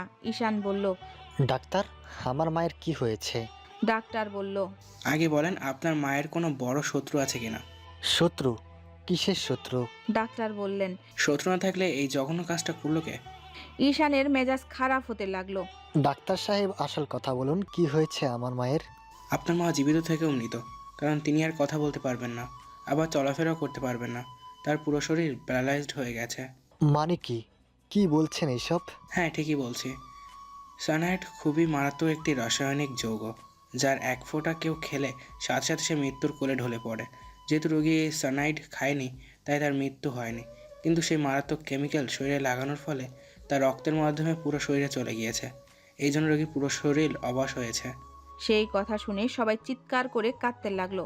সবাই শুধু বলছে, কে করলো এই কাজ? ঈশানের মায়ের এত বড় শত্রুকে? ঈশান একেবারে নীরব হয়ে গেল। সে কোনো কথাই বলতে পারছে না। ডাক্তার জানালো, এখন রোগীর অনেক সেবা করতে হবে। তাকে বুঝতে দেওয়া যাবে না যে সবাই তার জন্য কষ্ট পাচ্ছে। সবসময় তার সাথে একটা লোক থাকতেই হবে। ডাক্তার আরও বলল, যে এই কাজটা করেছে তার উদ্দেশ্যে রোগীকে ধীরে ধীরে কষ্ট দেওয়া। সে যদি রোগীকে মারতে চাইতো তাহলে এটা খাওয়াতে পারতো বা অন্য কোনো কেমিক্যাল খাইয়ে মারতে পারতো, কিন্তু সে কেন এটা তেলের সাথে মিশালো সেটাই বুঝতে পারছি না। ইরা কাঁদতে কাঁদতে বলল, আর এসব বলেন না ডাক্তার সাহেব, আমার কিছুতেই সহ্য হচ্ছে না। ঈশান তার মায়ের কাছে গেল। তার মাকে এভাবে পড়ে থাকতে দেখে সে চিৎকার করে উঠল, মা, উঠো, উঠো মা। তুমি যদি আমার সাথে কথা না বলো, আমি কার সাথে কথা বলবো? আমি কার কোলে ঘুমাবো? কে আমার চুল টেনে দিবে? ঈশান পাগলের মতো কাঁদতে লাগলো। দিশা নিজেকে অপরাধী ভাবতে লাগলো, কারণ তেলটা রোজ সেই মালিশ করে দেয়। সে কি করে নিজেকে নির্দোষ প্রমাণ করবে? তার কথা কে বিশ্বাস করবে? এটা ভাবতেই দিশা কেঁদে উঠল। সে ঈশানকে কোনো সান্ত্বনা দিতেও পারছে না। দিশার খুব খারাপ লাগতে লাগলো। ডাক্তার জানালো, রোগীকে এখানে না রেখে বাসায় নিয়ে গিয়ে ট্রিটমেন্ট করেন, ওনার ভালো করে সেবা করেন। যদিও সুস্থ হবেন না, আর তবে যতদিন হায়াত আছে ততদিন বেঁচে থাকবেন। সেই কথা শুনে সবাই পাগলের মতো কাঁদতে লাগলো। কি হয়ে গেল এটা? ঈশানের মাকে বাসায় আনা হলো। তার সেবার জন্য একটা নার্স রাখা হলো বাসায়। দিশা যেই তার শাশুড়ির রুমে গেল, ঈশানের বাবা রেগে গেল। তোমাকে এ রুমে আসতে হবে কেন? তোমার কোনো প্রয়োজন নাই এখানে। কি বলছেন বাবা? মার এখন অনেক সেবার দরকার, আমাকে থাকতেই হবে সব সময়। ইরা রেগে গেল দিশার উপর। লজ্জা শরম বলতে যদি কিছু থাকতো তাহলে আর এই রুমে আসতে না। দিশা কাঁদতে লাগলো। তোমরা সবাই আমাকে দোষ দিচ্ছ কেন? আমি কেন এই কাজ করতে যাব? তোমরা বিশ্বাস করো আমি এই কাজ করিনি। ইরা বলল, তাছাড়া এই বাড়িতে বাহিরে কে আছে? তুমিই তো একমাত্র বাহিরের লোক। আমি বাইরের লোক? কি বলছো তোমরা? আমি এই বাড়ির বউ। তোমাদের মতো আমিও এই বাড়ির একজন সদস্য। দিশা ঈশানের কাছে গেল। সবাই কি বলছে তুমি শুনতে পাচ্ছ না? আমাকে কেন দোষারোপ করছে এরা? অন্তত তুমি কিছু বলো। ঈশান কোনো উত্তর দিল না। ইরা বলল, মা তোমাকে সব সময় বকতো, ঈশান তোমার থেকে মাকে বেশি ভালোবাসতো। তাছাড়া মা যদি জানতো তোমার লাভ ম্যারেজ এর কথা তাহলে কি হতো? সেই জন্য হিংসে করে এসব করেছো তুমি। ঈশান কোনো কথা না বলে বাহিরে চলে গেল। দিশা কাঁদতে কাঁদতে রুমে চলে গেল। ঈশান সারা রাত বাহিরে থাকলো। দিশা অনেকবার ফোন দিল, কিন্তু ফোন না ধরে অফ করে রাখলো। সকালবেলা দিশা রান্নাঘরে রান্না করতে গেল, কিন্তু গিয়ে দেখে তানিয়া রান্না করছে। তুমি রান্নাঘরে কি করো? ইরা আপা আজ থেকেই আমাকে রান্না করতে বলেছে। কেন? তা তো আমি জানি না। ইরা আপা বলল আপনি যেন রান্নাঘরের আশেপাশেই না আসেন। দিশা ইরার কাছে গেল। দিশাকে দেখে ইরা বলল, তুমি কি জন্য এসেছো তা আমি ভালো করেই জানি। শুধু আমি না, বাবা আর ঈশানও চাই তুমি যেন সংসারের কোনো কাজকর্ম না করো। খাবারে যদি অন্য কোনো কেমিক্যাল মিশিয়ে আমাদের সবাইকে মেরে ফেলো। দিশা এবার রেগে গেল। আপনি কিন্তু এবার বেশি বাড়াবাড়ি করছেন। এই বিষাক্ত কেমিক্যালটা আবার আপনি মেশান নাই তো? কথাবার্তা সাবধানে বল। আমি আমার মাকে কেন এত কষ্ট দিব? কারণ আপনার মা তো সারাক্ষণ আপনাকেও বকতেন, আপনার স্বামীকে অপমান করতেন। এটা অন্য রকমের বাড়াবাড়ি হচ্ছে দিশা। কথাগুলো শুনতে কেমন লাগলো? আমাকে যখন বলো তখন আমারও এইভাবেই লাগে। দিশা চলে যেতে ধরল, কি মনে করে যেন আবার ফিরে এলো আর ইরাকে বলল, তোমার তো আর 1 মাস পরেই বাড়ি ছাড়ার কথা ছিল, এখন কি ছাড়বে?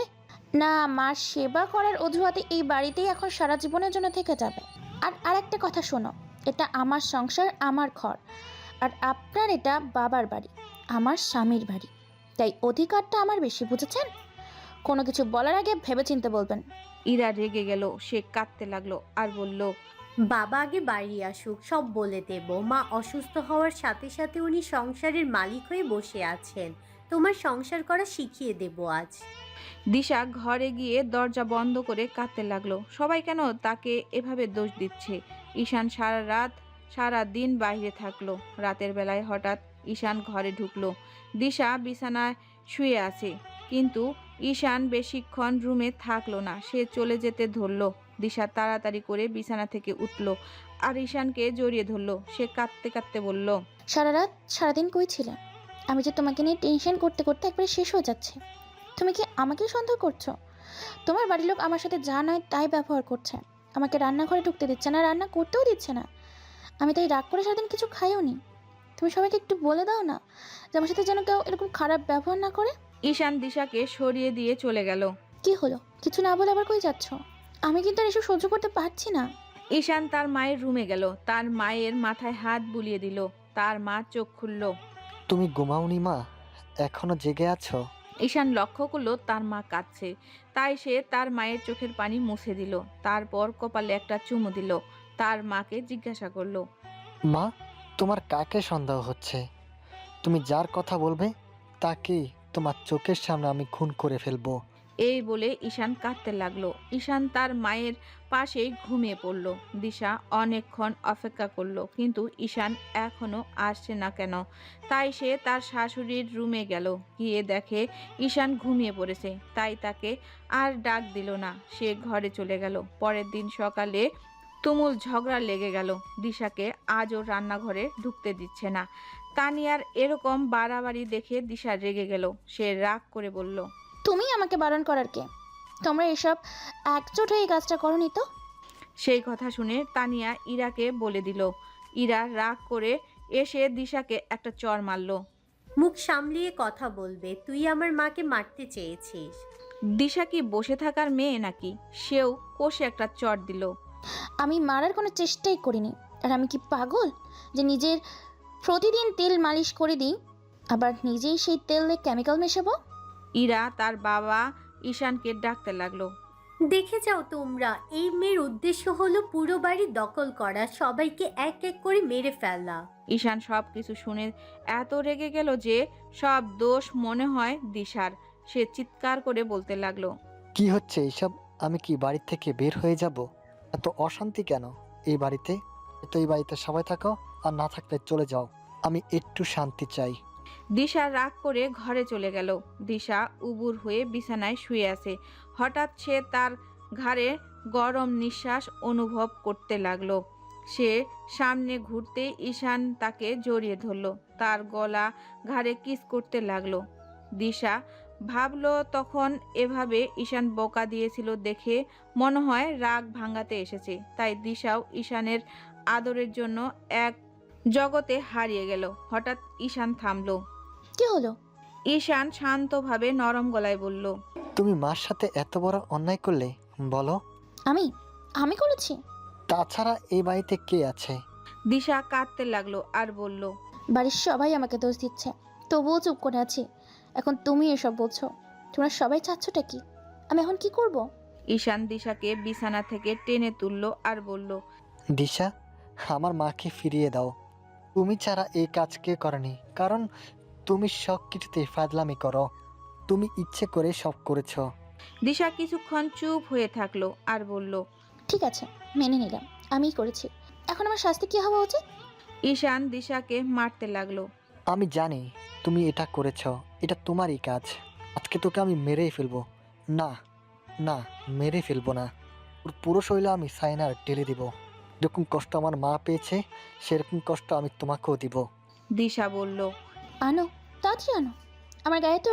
আমার গায়ে কেন ঢালবে? আমাকে খাইয়ে দাও, একেবারে মরে যাই। আমি এখন সব বুঝতে পারছি, এটা তোমাদের সবার চক্রান্ত। তোমরা আমার সাথে চক্রান্ত করেছো, তা না হলে সবাই একজোট কেন হয়েছ? ঈশান দিশাকে আবারও একটা মারলো। মাথা বুদ্ধি তোর শয়তানি বুদ্ধি, তুই অকাম করবি। আবার বড় কথা, এটা কি? এ বলে ছোট্ট একটা বোতল দেখালো।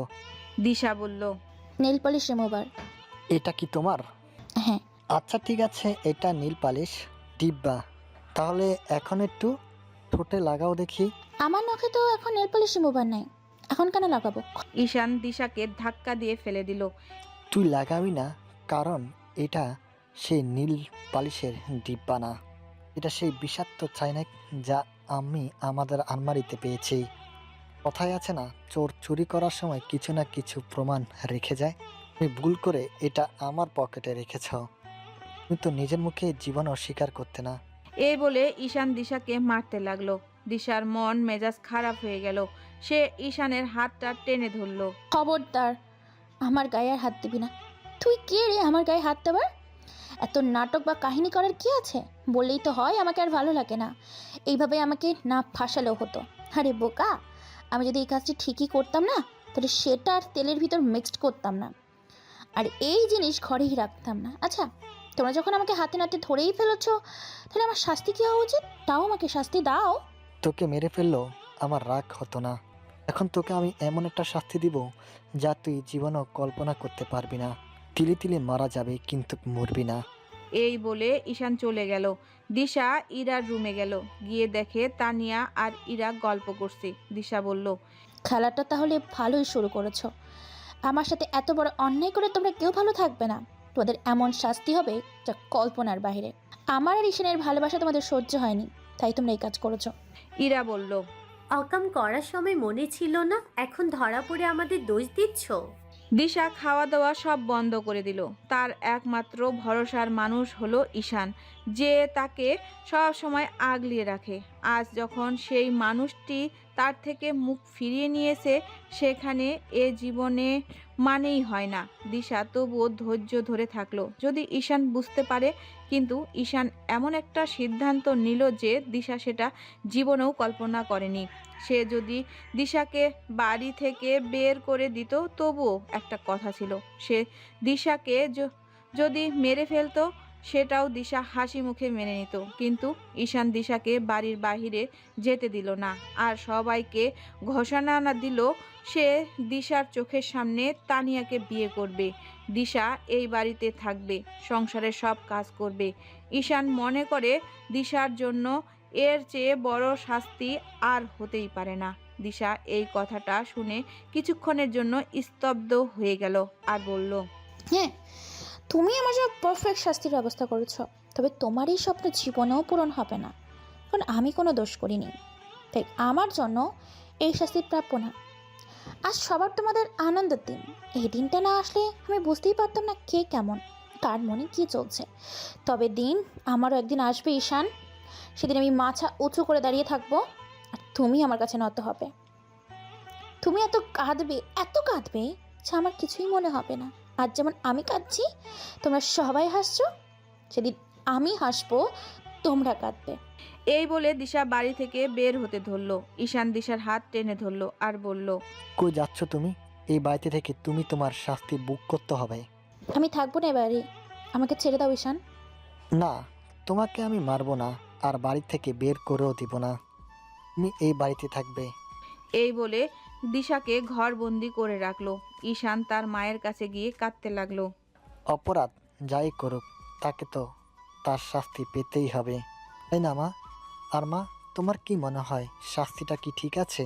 সবাই হয়তো ভাবতেছে এরকম কেন শাস্তি দিলাম দিশাকে। কারণ একসাথে আমার দুটা কাজ হলো, দিশা তার অপরাধের শাস্তিও পেল, আর আমি ওকে যে কথা দিয়েছিলাম কোনোদিন ওকে চোখের আড়াল করব না, ওকে সারা জীবন আগলে রাখবো। যতই অপরাধ করুক না কেন, আমি ওকে বেশি ভালোবাসি। ওকে না দেখে আমি কিছুতেই থাকতে পারবো না। ওকে আমি কোনোদিন কষ্ট দিব না, সে প্রমিসও করেছিলাম, সেটা আর রাখতে পারলাম না।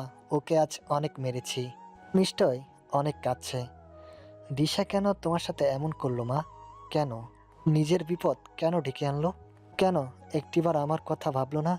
ওর অনেক ফাজলামি মেনে নিয়েছি, এবার তো কোনো ফাজলামি করেনি, মারাত্মক অপরাধ করেছে। আমার মায়ের সাথে অন্যায় করেছে, আমার মায়ের সব আনন্দ কেড়ে নিয়েছে। ঈশান কাঁদতে লাগলো। তার পাশে আজ কেউ নেই। সে আর কাকে বিশ্বাস করবে?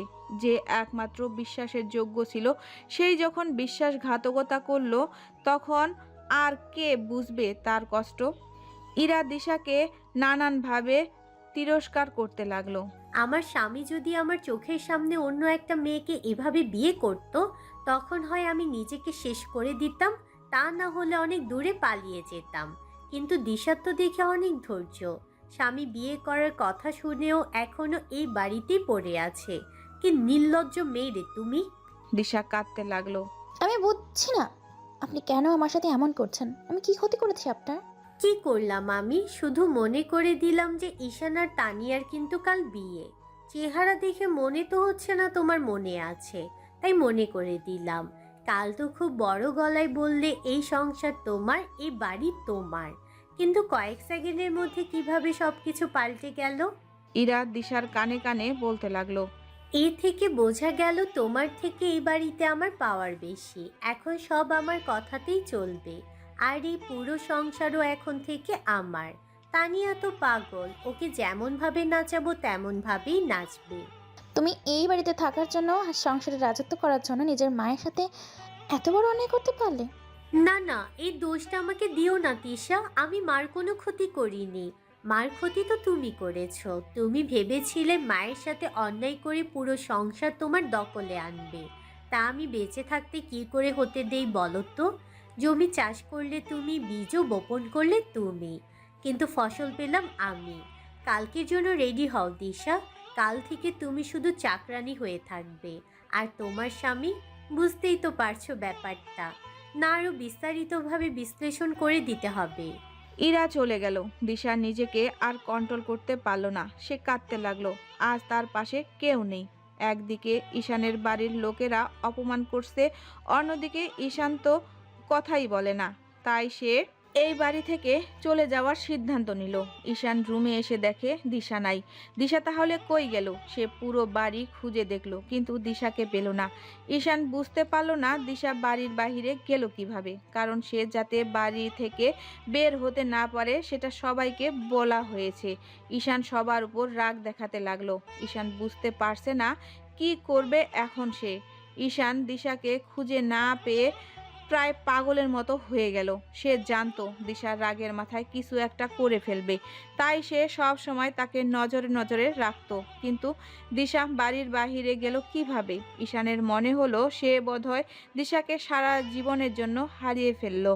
প্রায় 1 সপ্তাহ পর ঈশান জানতে পারল দিশার বান্ধবী সীমার বাড়িতে আছে।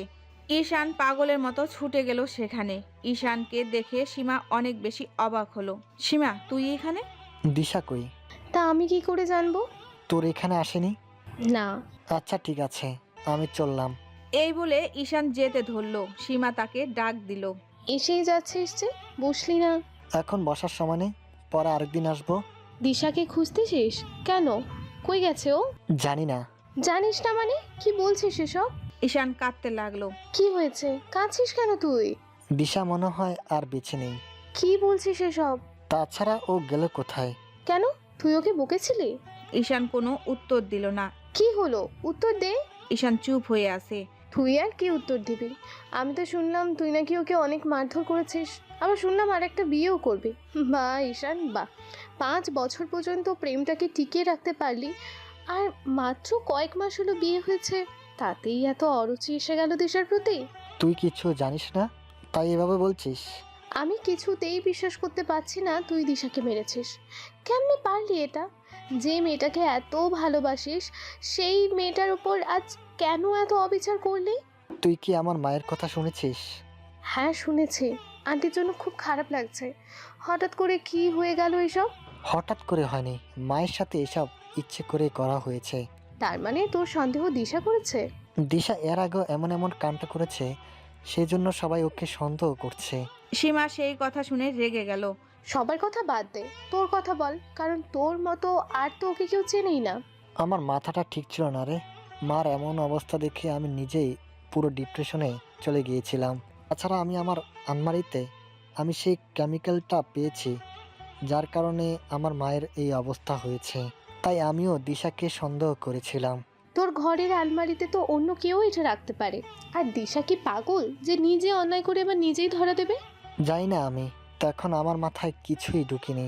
আমি মনে হয় এখন পাগল হয়ে যাব, এত টেনশন নিতে পারছি না আর আমি। তুই নাকি বিয়ে করবি, করেছিস? বললাম তো, আমার মাথাটা একদম ঠিক ছিল না। রাগের মাথায় বলেছি। এখন ওকে কই খুঁজবো বলো তো? ওর প্রতি যখন অন্যায় করেছিস তখন শাস্তি তো ভোগ করতেই হবে। ও কি আর ফিরবে না? ও যদি আজকালের মধ্যে না ফিরে তাহলে আমি যে কি করব তা আমি নিজেও জানি না। ও তো জানে আমি ওকে ছাড়া এক মুহূর্ত থাকতে পারি না, তবুও কেন ও বাইরে থেকে বের হলো? কেন বের হলো? তুই ওকে মারবি, তোর বাড়ির সদস্যরা দিন রাত অপমান করবে, ওকে তোরা মিথ্যা দোষ দিবি, আবার শুনলাম ওর চোখের সামনে বিয়েও করবে। তাহলে ও কেন তোর বাড়িতে থাকবে? কি জন্য থাকবে তুই বল? আমার তো মনে হয় না ও আর তোর সাথে কথা বলবে বা দেখা করবে, কারণ তুই ওর সাথে অনেক বড় অন্যায় করেছিস। দেখা না করুক, কথা না বলুক, কোনো আপত্তি নেই আমার, কিন্তু ও ভালো আছে কিনা, সুস্থ আছে কিনা সেটা না জানা পর্যন্ত আমি শান্তি পাচ্ছি না। ও যে রাগী আর অভিমানী, রাগের মাথায় কি যে করলো আল্লাহই জানে। দিশাকে এত ভালোবাসিস, ওকে নিয়ে এত ভাবিস, কিন্তু বিশ্বাস করলি না কেন? ও তো তোকে বারবার বলেছিল যে সে এই কাজ করেনি, কেন বিশ্বাস করলি না? ঈশান সীমাকে জিজ্ঞাসা করলো।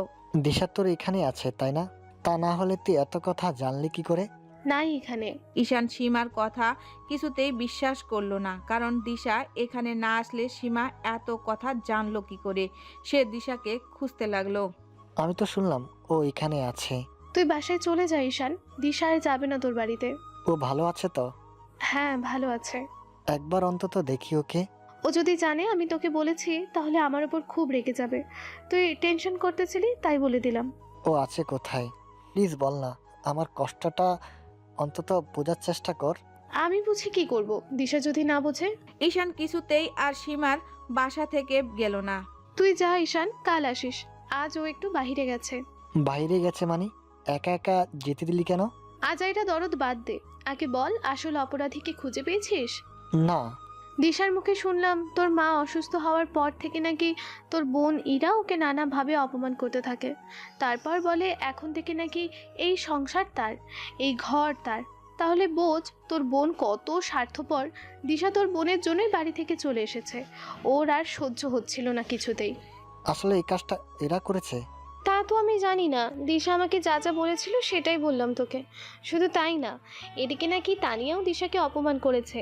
যে তানিয়াকে তোরা মাথা মোটা বলিস, সেও তোর বউকে অপমান করার সাহস পেয়েছে। তাহলে তুই বুঝতে পারছিস দিশাকে তুই কতটা নিচে নামিয়েছিস, আর মেয়েটার মনের অবস্থা এখন কতটা খারাপ। ঈশান তার ভুল বুঝতে পারল। সে বলল, আসলে আমি জ্ঞানহারা হয়ে গিয়েছিলাম। দিশার কথা শোনার প্রয়োজনে মনে করিনি। কি আমাকে ক্ষমা করবে? দিশার সবচেয়ে বেশি খারাপ লেগেছে তানিয়াকে বিয়ে করার কথা শুনে। সে বারবার কাঁদছে আর বলছে ঈশান আমাকে কখনোই ভালোবাসেনি, ভালোবাসলে অবশ্যই আমাকে বিশ্বাস করতো, আর তানিয়াকে জীবনেও বিয়ের কথা বলতো না। আমার যদি সত্যি তানিয়াকে বিয়ে করার ইচ্ছা থাকতো তাহলে এখনো করিনি কেন? তুই বল। আমি রাগ করে বলেছিলাম না, আমি সেদিন হাতে নাতে প্রমাণ পেয়েছিলাম। তা এখন কি করে বুঝলি দিশা কোনো অপরাধ করেনি? এখন কেন ওকে খুঁজতে বের হয়েছিস? তুই এই কথাটা বলতে পারলি? জানিস না আমি দিশাকে ছাড়া ভালো থাকতে পারবো না। দিশা যদি আমার জীবনে না থাকে তাহলে আমি নিজের জীবনটাই শেষ করে দিব। তুই বলছি। হঠাৎ কলিং বেল বেজে উঠল। সীমা বলল, হয়তো দিশা এসেছে। ঈশান বলল, তুই দাঁড়া, আমি খুলছি দরজা। পাগল হয়েছিস তুই? তুই লুকিয়ে থাক আপাতত। ঈশান সীমার কোনো কথাই শুনল না। সে নিজেই দরজা খুলে দিল। দিশা আর ঈশান কিছুক্ষণ দুজন দুজনের দিকে তাকিয়ে রইল। ঈশান দরজাতেই দাঁড়িয়ে রইল। সীমা বলল, ঈশান দরজা থেকে সরে যা, ওকে রুমে আসতে দে। ঈশান হেসে উঠল। দিশা ঈশানকে দেখে সীমার উপর খুব মন খারাপ করলো। তুই আমার নিজের বান্ধবী হয়ে কী করে ঈশানকে বলে দিলি? তুই এটা করতে পারলি? বিশ্বাস কর, আমি বলিনি কিছুই ঈশানকে। ঈশান একাই এসেছে। সে পাগলের মতন তোকে খুঁজে বেড়াচ্ছে। কেন আমাকে খুঁজছে কেন? আর আমি ঈশান নামে কাউকে চিনি না। ঈশান চুপচাপ দিশার কথা শুনছে। দিশার রুমে চলে গেল। ঈশান কি করবে এখন বুঝতে পারছে না। সে কোন লজ্জায় ওর সাথে কথা বলবে। কিন্তু ঈশান লজ্জা শরম ত্যাগ করে দিশার রুমে ঢুকলো। অন্যজনের রুমে পারমিশন নিয়ে ঢুকতে হয়, তা বুঝি আপনি জানেন না? ঈশান দিশার হাত ধরলো আর বলল, প্লিজ আমাকে ক্ষমা করে দাও। আমি ভুল করে তোমাকে দোষারোপ করেছি, কিন্তু এখন আমি আমার ভুল বুঝতে পেরেছি। আমার হাত ছাড়ুন আর রুম থেকে বের হয়ে যান। আমি আপনাকে চিনি না। প্লিজ দিশা, একবার আমার কথাটা শোনো। আমার তোমাকে প্রয়োজন। আমি তোমাকে ছাড়া ওই বাড়িতে থাকতে পারতেছি না। দিশা ঘর থেকে বের হয়ে গেল। ঈশানও পিছু পিছু গেল। আপনি এমন করছেন কেন? সীমা তুই কিছু বল। আমি কি বলবো? তোদের ব্যাপারে তোরাই মিটিয়ে নে। কি বলছিস তুই? আমি তো অনেকে চিনি না। ঈশান তুই চলে যা, দিশা তোকে চিনতে পারছে না, আর যখন চিনতে পারবে তখন আসিস। আমি ওকে আর জীবনেও চিনব না। ওকে যেতে বল, না হলে কিন্তু। তুমি আমাকে না চিনলে না বুঝলে আমার মাকে যদি একটুও ভালোবাসো নিশ্চয়ই আমার কথাটা তুমি শুনবে। আমি কোনো কথা শুনবো না। তুমি কি চাও না আমরা আসল অপরাধীকে ধরে ফেলি? যে এত বড় অন্যায় করেছে সে শাস্তি পাক। আমি একা একা পারবো না দিশা, প্লিজ আমাকে হেল্প করো। কেন? আমিই তো অপরাধী, যাকে ইতিমধ্যে শাস্তিও দেওয়া হয়েছে। ঈশান দিশাকে একবার জড়িয়ে ধরল। দিশা ঈশানকে ফেলে দিল। আমি আপনাকে চিনি না, তবুও কোন সাহসে আমাকে ধরেছেন? সরি, আর ধরবো না। যদি তুমি আমাকে মাপ না করো তাতে আমার কোনো সমস্যা নাই। কথা যদি না বলো তা তো আপত্তি নাই। তুমি যদি আমাদের বাড়িতে না যাও সেটা তো জোর করব না। আসল অপরাধী সাজা হোক সেটা তো নিশ্চয়ই চাও। প্লিজ না করো না, প্লিজ। আমি কিভাবে সাহায্য করব? তুমি আগে বাসায় চলো, তারপর শিখিয়ে দেব। না, আমি যাব না। আমার নিরাপত্তার দায়িত্ব নেবে কে? মানে কিসের নিরাপত্তা? একটা অচেনা ছেলের বাড়িতে যাব, সেখানে থাকবো। আমার যদি কোনো ক্ষতি হয়? তুমি কোন ক্ষতির কথা বলছো? কে করবে ক্ষতি? আমি তো সবসময় তোমার সাথে থাকবো। আমি অন্য মানুষের কথা বলছি না, আপনার কথা বলছি। আপনার মনে যদি শয়তানি জাগে তখন আমাকে কে বাঁচাবে? ঈশান হেসে উঠল। আমি কেন তোমার সাথে শয়তানি করব? আচ্ছা, আমাকে যখন সন্দেহ করছো আমি নিজেই থাকবো না বাড়িতে। আপনি তাহলে আমাকে কেন নিয়ে যাচ্ছেন যেখানে আপনি নিজেই থাকবেন না? আপনি না বললেন আমার সাহায্য লাগবে আপনার? ওকে, আমিও থাকবো। আর কথা দিলাম কোনো ক্ষতি হবে না তোমার। আমার বাড়িতে তুমি সম্পূর্ণ নিরাপদ। পরে কিন্তু আমাকে জোর করতে পারবেন না আপনি। আমি কিন্তু ও বাড়িতে আর কিছুতেই থাকবো না। তোমার যা মন চায় তুমি তাই করবে। কিন্তু এখন তো চলো। আপনি বলেই আমি যাব নাকি? আমাকে তাকে ভাগতে হবে। ঈশান আর তর্ক করলো না, কারণ যে করেই হোক দিশাকে বাড়ি নিয়ে যেতেই হবে। ঈশান চলে গেল। সীমা দিশাকে বলল, খুব তো বড় গলায় বললি আর যাবি না ওই বাড়িতে, এখন যেতে রাজি হলি কেন? ঈশানের বোন আমাকে অপমান করেছিল, তোর মনে নেই? ওনাকে শাস্তি দেওয়ার একটা উপযুক্ত সুযোগ পেয়ে গেলাম, কারণ আমার বিশ্বাস উনি এই কাজটা করেছে। অপরাধী ধরা পড়লেই আমি আর ও বাড়িতে থাকবো না। তাছাড়া আমি একা যাব না, তুইও যাবি আমার সাথে। তোর ঈশানের ওপর আমার বিশ্বাস নেই। আমি গেলে ঈশান রাগ করবে না? আমি কি ওর বউ হিসেবে যাচ্ছি নাকি? আমি জাস্ট অপরাধী ধরতে যাচ্ছি। সীমা হাসতে লাগলো। ঈশান আর তোকে আমি তোদের থেকেও ভালো করে চিনি, বুঝলি? আমাকে এসব শিখাস না। তুই দেখে নিস, আমি এবারে কিছুতেই দুর্বল হব না। ঈশান আমাকে মেরেছে না, অবিশ্বাস করেছে না, এর শাস্তি তো পাবেই। ঈশান পরের দিন আবার গেল দিশার কাছে, কিন্তু দিশা জানালো তার সময় হলে সে এমনিতেই যাবে। আপনাকে বারবার আসতে হবে না।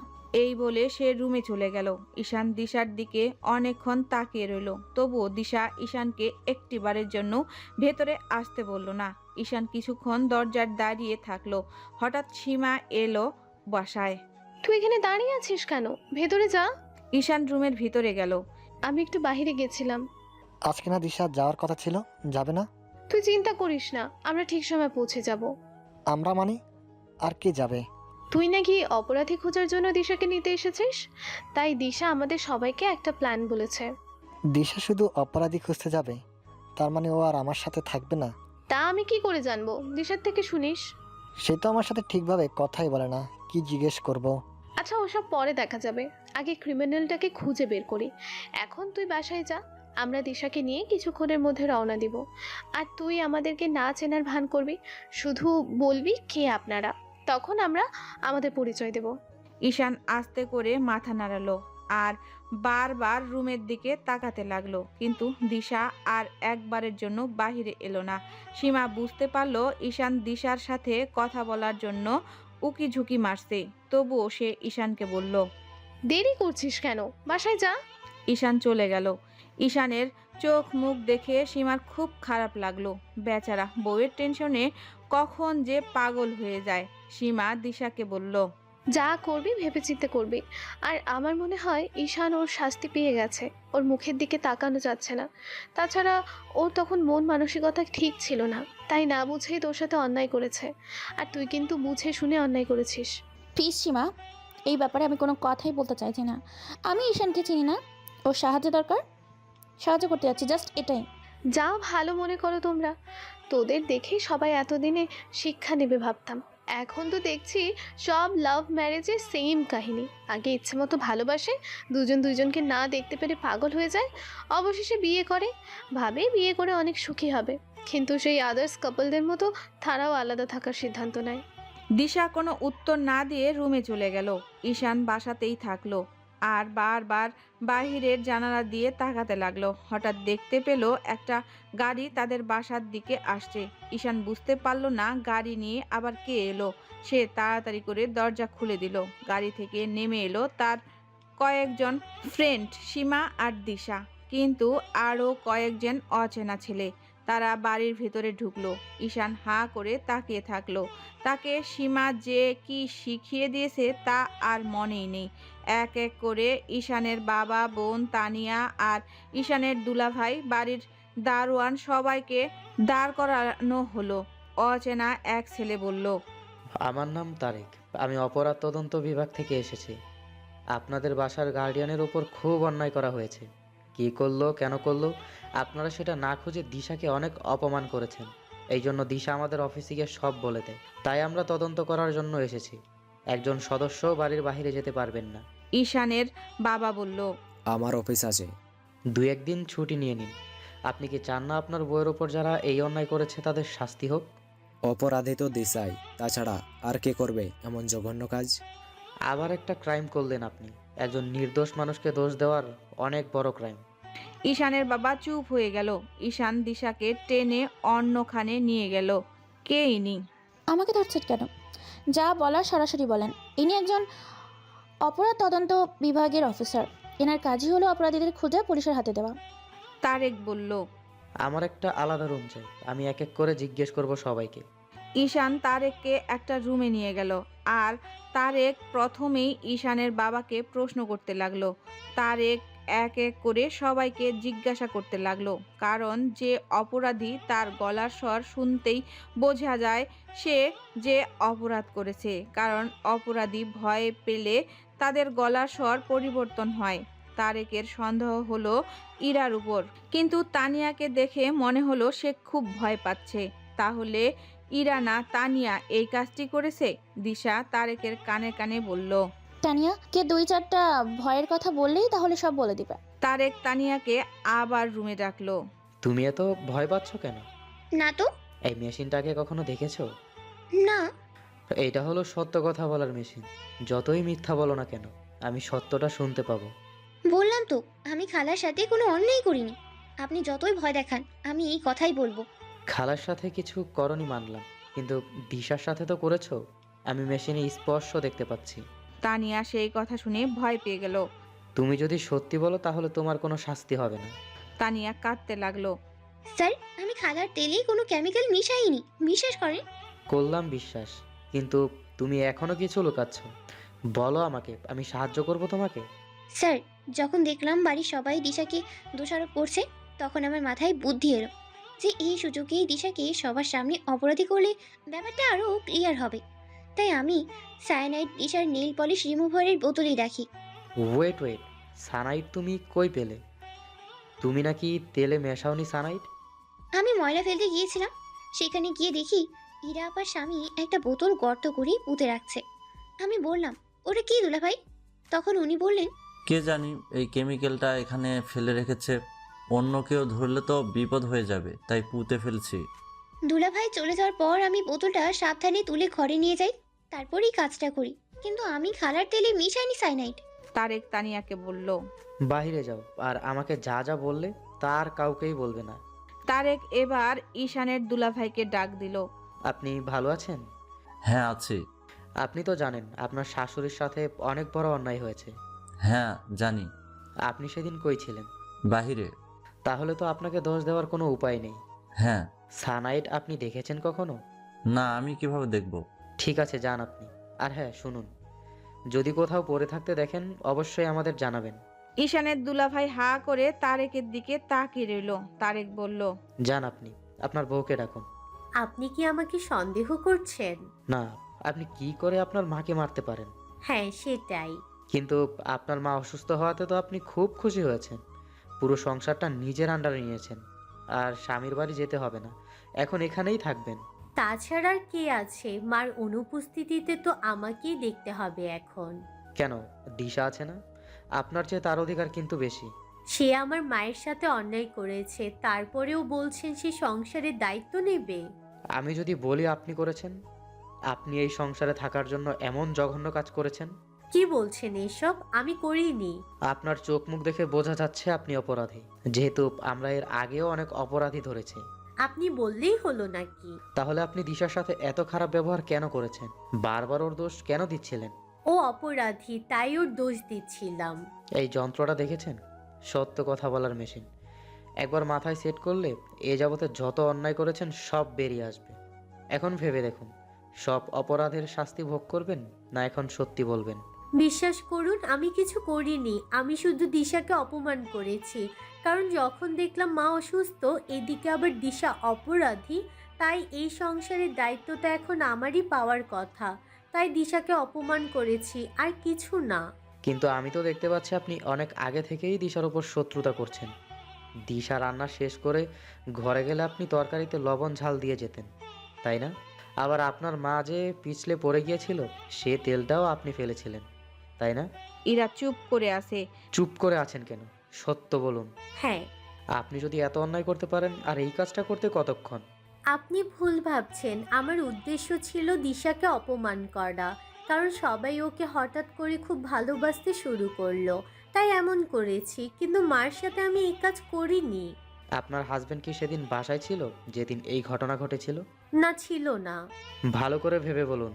সকালে উঠেই ও বাহিরে গিয়েছিল, পরের দিন এসেছে। যান আপনি। তারেক আর তার সহকর্মীরা মিলে ভাবতে লাগলো। এদিকে ঈশান দিশাকে ঘরে আটকিয়ে রেখেছে। দিশা শুধু বলছে, ঈশান বাইরে যেতে হবে আমাকে। না, আগে বলো এমন করছো কেন তুমি? আমি তো সরি বলেছি, ভুল হয়ে গেছে সেটাও বলেছি। সরি বললে কি ক্ষমা করে দেবো নাকি? তুমি আমার সাথে অনেক অন্যায় করেছো, আমাকে বিশ্বাস না করে আমাদের ভালোবাসার অপমান করেছো, আমাকে মেরেছো, যেমন করে অন্যান্য পুরুষ মানুষ বউদের উপর নির্যাতন করে। আর আমি বউ হয়ে থাকা অবস্থায় তুমি অন্য মেয়েকে বিয়ে করবে বলে জানিয়েও দিয়েছ। আমি কি ভুলে গেছি সব? কিছুই বলিনি আমি কখনো তোমাকে ক্ষমা করব না। ঈশান দিশাকে জড়িয়ে ধরল। প্লিজ দিশা, প্লিজ, আমার মন মানসিকতা ভালো ছিল না। প্লিজ বোঝার চেষ্টা করো, আমি তোমাকে ছাড়া থাকতে পারছি না। ছাড়ো বলছি, চিৎকার করবো কিন্তু। কোনো লাভ নাই, সবাই জানে আমরা স্বামী স্ত্রী। বাইরে সবাই অপেক্ষা করছে, আমাকে যেতে দাও।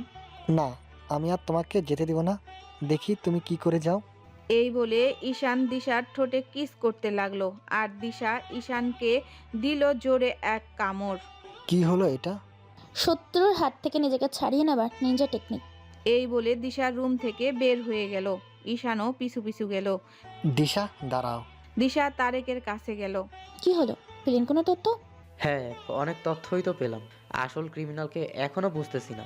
তারেক দিশাকে সব কাহিনী বলল। দিশা শোনার সাথে সাথে বলল, তাহলে তো পেয়েই গেছেন আসামি। কিভাবে? আপনাদের দুলাভাই জীবনে তো ময়লা ফেলার জায়গায় যায় না, আর উনি নাকি আবার নিজেই পুঁতে রেখেছে কেমিক্যাল। ব্যাপারটা সন্দেহজনক। তা উনি সেদিন কেন গিয়েছিলেন জিজ্ঞেস করেছিলেন? ওনাকে তো আমিও সন্দেহের লিস্টেই রেখেছি, এখনো জিজ্ঞাসাবাদ করা হয়নি। ওনাকে ডাকেন, জিজ্ঞেস করেন। তারেক ঈশানের দুলাভাইকে ডাকতে পাঠালো, কিন্তু তাকে কেউ খুঁজে পেল না। সবাই খুঁজতে লাগলো। এদিকে ইরা শুধু তার স্বামীকে বকতে লাগলো। মা সেই জন্য একে বোকা বলে, তা না হলে কেউ আসামির মতো পালিয়ে বেড়ায়। এখন তো সবাই তাকেই সন্দেহ করবে। ঈশানের দুলাভাই পালিয়েছে, কিন্তু কিভাবে পালালো? চারিদিকে সবাই খুঁজতে লাগলো। এদিকে তারেক ঈশানকেও সমস্ত কাহিনী বলে দিল। ঈশান তানিয়াকে বলল। তুইও আছিস এর ভিতর? তানিয়া মাথা নিচু করে উত্তর দিল। তোরা তো সবাই দিশার দোষই দিচ্ছিলি, তাই আমিই কাজ করেছি। ঈশান তানিয়াকে একটা চড় মারল। তানিয়া কাঁদতে লাগলো আর বলল, এই দিশার কারণেই বারবার আমার বিয়ে ভেঙে যাচ্ছে। এই দিশাই আমার জীবনে সবকিছু কেড়ে নিয়েছে। বের হ, বাড়ি থেকে বের হ। তানিয়া, তুই এত শয়তান কেমনে হলি? ছি, বিশ্বাসই হচ্ছে না। আপনি মনে হয় খুব সাধু। দিনে রাতে অপমান করতেন দিশাকে। আপনার কথা শুনেই তো দিশা বাড়ি থেকে চলে গিয়েছিল। ছোট মুখে এত বড় কথা। চুপ কর তুই। আর তোর স্বামী কই? তাড়াতাড়ি ডেকে আন, তাহলে তুইও কিন্তু কার রেহাই পাবি না। দুজনকে পুলিশে দিব। ঈশানের বাবা ইতিমধ্যে জ্ঞান হারিয়ে ফেলেছে। কি বলছে এরা এসব? ইরার স্বামী কেন এ কাজ করলো? বিয়ে হওয়ার পর থেকে এই বাড়িতেই থাকতেছে, খাচ্ছে, আর এই বাড়ির সাথেই এত বড় বেইমানি। ঈশানের বাবা দিশার কাছে অনেক ক্ষমা চাইলো। দিশা বলল, ঠিক আছে বাবা, আমি কিছু মনে করিনি। মানুষ মাত্রই ভুল হতে পারে। আমারও তো ভুল হয়েছে, আমাকেও ক্ষমা করে দাও। না, তোমার ক্ষমা নেই। তুমি আমাকে সবার থেকে বেশি চিনতে, অনেক দিন ধরে চিনতে। সবাই যে ভুল করেছে, তুমি কেন সেই ভুল করলে? এই জবাব আগে দাও। ঈশান কি করবে এখন? কারণ দিশা ঠিকই বলেছে, সবাই যে ভুল করতে পারে সে সেই ভুল করতে পারে না। কারণ সে দিশাকে অনেক বছর থেকে চেনে। তবুও কেন যে এই ভুলটা করলো, নিজেই নিজেকে প্রশ্ন করলো। সবাই চলে গেল। এদিকে ঈশানের দুলাভাইকে খোঁজার জন্য পুলিশ পাঠানো হয়েছে। দিশা সীমার সাথে আবার চলে গেল। ঈশান এবার আর তাকে বাধা দিল না, কারণ কারো মনের বিরুদ্ধে জোর করা ঠিক হবে না। ঈশানের দুলাভাই বেশি দূর পালাতে পারেনি, কারণ পুলিশ ধরে ফেলেছে। কিন্তু তাকে দু একটা চট দিতেই আসল সত্য বের হয়ে আসলো। ইরার স্বামী বলল, আমি এসবের কিছু জানি না।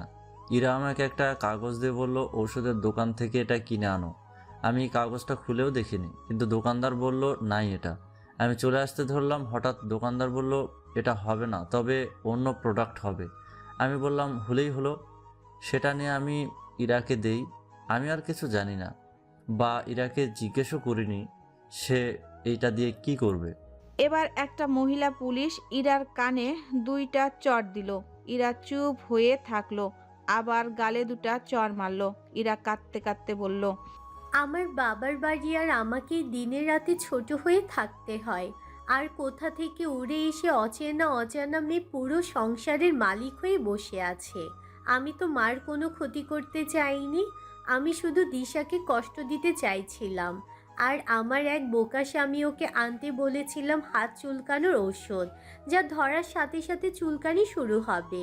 ও কিছু না বুঝে সায়ানাইড কেমিক্যাল এনেছে। কিন্তু কথায় আছে না, রাখে আল্লাহ মারেকে। ক্ষতি করতে চাইছিলাম দিশার, ক্ষতি হলো আমার মায়ের। এই বলে ইরা জোরে জোরে কাঁদতে লাগলো। ঈশান নিজের কানকেও বিশ্বাস করতে পারছে না। সে এসব কি শুনছে? ইরা এসব কি বলছে? সবাই অবাক হলো ইরার কথা শুনে। দিশাকে একটু শাস্তি দেওয়ার জন্য আজ তার নিজের মা সারা জীবনের জন্য অচল হয়ে পড়ে থাকলো। পুলিশ ইরা আর তার স্বামীকে ধরে নিয়ে গেল। পুরো বাড়িটা কিছুক্ষণের মধ্যে একদম ফাঁকা হয়ে গেল। এখন বাড়িতে শুধু ঈশান আর তার বাবা থাকলো। ঈশান ঠিক করলো তার বাবার অফিসে জয়েন করবে। এভাবে একা একা আর কতই বসে থাকবে সে। ঈশান চাকরিতে জয়েন করলো। এদিকে দিশাও বসে থাকলো না। সে তার বান্ধবী সীমার অফিসে জয়েন করলো। এভাবেই চলছিল। ঈশান আর দিশাকে ফিরিয়ে আনতে যায় না, আর দিশাও নিজের থেকে যায় না। কিন্তু ঈশানের বাবা সেটা কিছুতেই মানতে পারল না। এভাবে ছেলে মেয়ে দুটোর চোখের সামনে নষ্ট হচ্ছে তা কিভাবে সহ্য করা যায়। একদিন ঈশানের বাবা নিজেই গেল দিশাকে আনতে। দিশা কোনো উত্তর দিল না। সে হ্যাঁ বা না কিছুই বলল না। ঈশানের বাবা বলল, দিশামা, ভুল সবাই করেছে, আমিও ভুল করেছি, ঈশানও করেছে। আমাদের ফ্যামিলির সবাই তোমার সাথে অন্যায় করেছে, সেই জন্য সবার হয়ে আমি ক্ষমা চেয়ে নিচ্ছি। কিন্তু ঈশান যে তোমাকে ভালোবেসে, তোমাকে ছাড়া তার জীবন যে অপূর্ণ, সেটা কি বিশ্বাস করো? যদি ঈশানের ভালোবাসা নিয়ে তোমার সন্দেহ হয়ে থাকে, যদি ওর সাথে আর থাকার ইচ্ছা না থাকে, তাহলে ওকে ডিভোর্স দিয়ে দাও। এভাবে বিবাহিত দুজন ছেলে মেয়ে আলাদা থাকা জায়েজ না। এটা সমাজের চোখেও খারাপ দেখায়। এখন সিদ্ধান্ত তোমার হাতে। যদি ঈশানের বউ হয়ে সারা জীবন কাটাতে চাও, তাহলে ফিরে এসো। আর ঈশানকে কষ্ট দিও না। ছেলেটার মুখের দিকে আমি তাকাতে পারছি না। এই বলে ঈশানের বাবা কেঁদে ফেললো। দিশা চুপ করেই থাকলো। তার চোখ দিয়েও পানি পড়ছে। সে তো নিজেই ঈশানের জন্য পাগল। সে তো নিজেই তাকে ছাড়া ভাবতে পারে না কিছু। কিন্তু আজ এমন একটা অবস্থায় এসে দুজন দাঁড়িয়েছে যে দুজন দুজনকে ছাড়া দিব্যি চলাফেরা করছে। হয়তো কষ্ট হচ্ছে, কিন্তু কেউ প্রকাশ করছে না। ঈশানের বাবা চলে গেল। দিশা চিৎকার করে কেঁদে উঠল। এমন তো হওয়ার কথা ছিল না। তাদের এত বছরের সম্পর্ক, এত ভালোবাসার বন্ধন, এত এত বিশ্বাস, এত এত স্মৃতি, সব আজ চাপা পড়ে আছে কিছু মান অভিমানের কাছে। পরের দিন দিশা অফিসে যাওয়ার জন্য রেডি হচ্ছে। হঠাৎ ঈশান আসলো। সে কোনো কথা না বলে চুপচাপ বসে পড়ল। দিশা তো ঈশানকে দেখে অবাক। ঈশান এসেছে, কেউ কারো সাথে কথা বলছে না। মনে হচ্ছে কত অচেনা দুজন। সীমা বলল, দিশা, কখন যাবি? হলো তোর? কিন্তু বাহিরে এসে দেখে ঈশান। তুই? মানে? কিসের মানে? দিশা নাকি আজ বাড়ি যেতে চেয়েছে, এজন্য নিতে এলাম। সীমা তো অবাক। আমি তো জানি না। বাবা তো বলল দিশাকে নিয়ে আয়, ও আজ আসবে।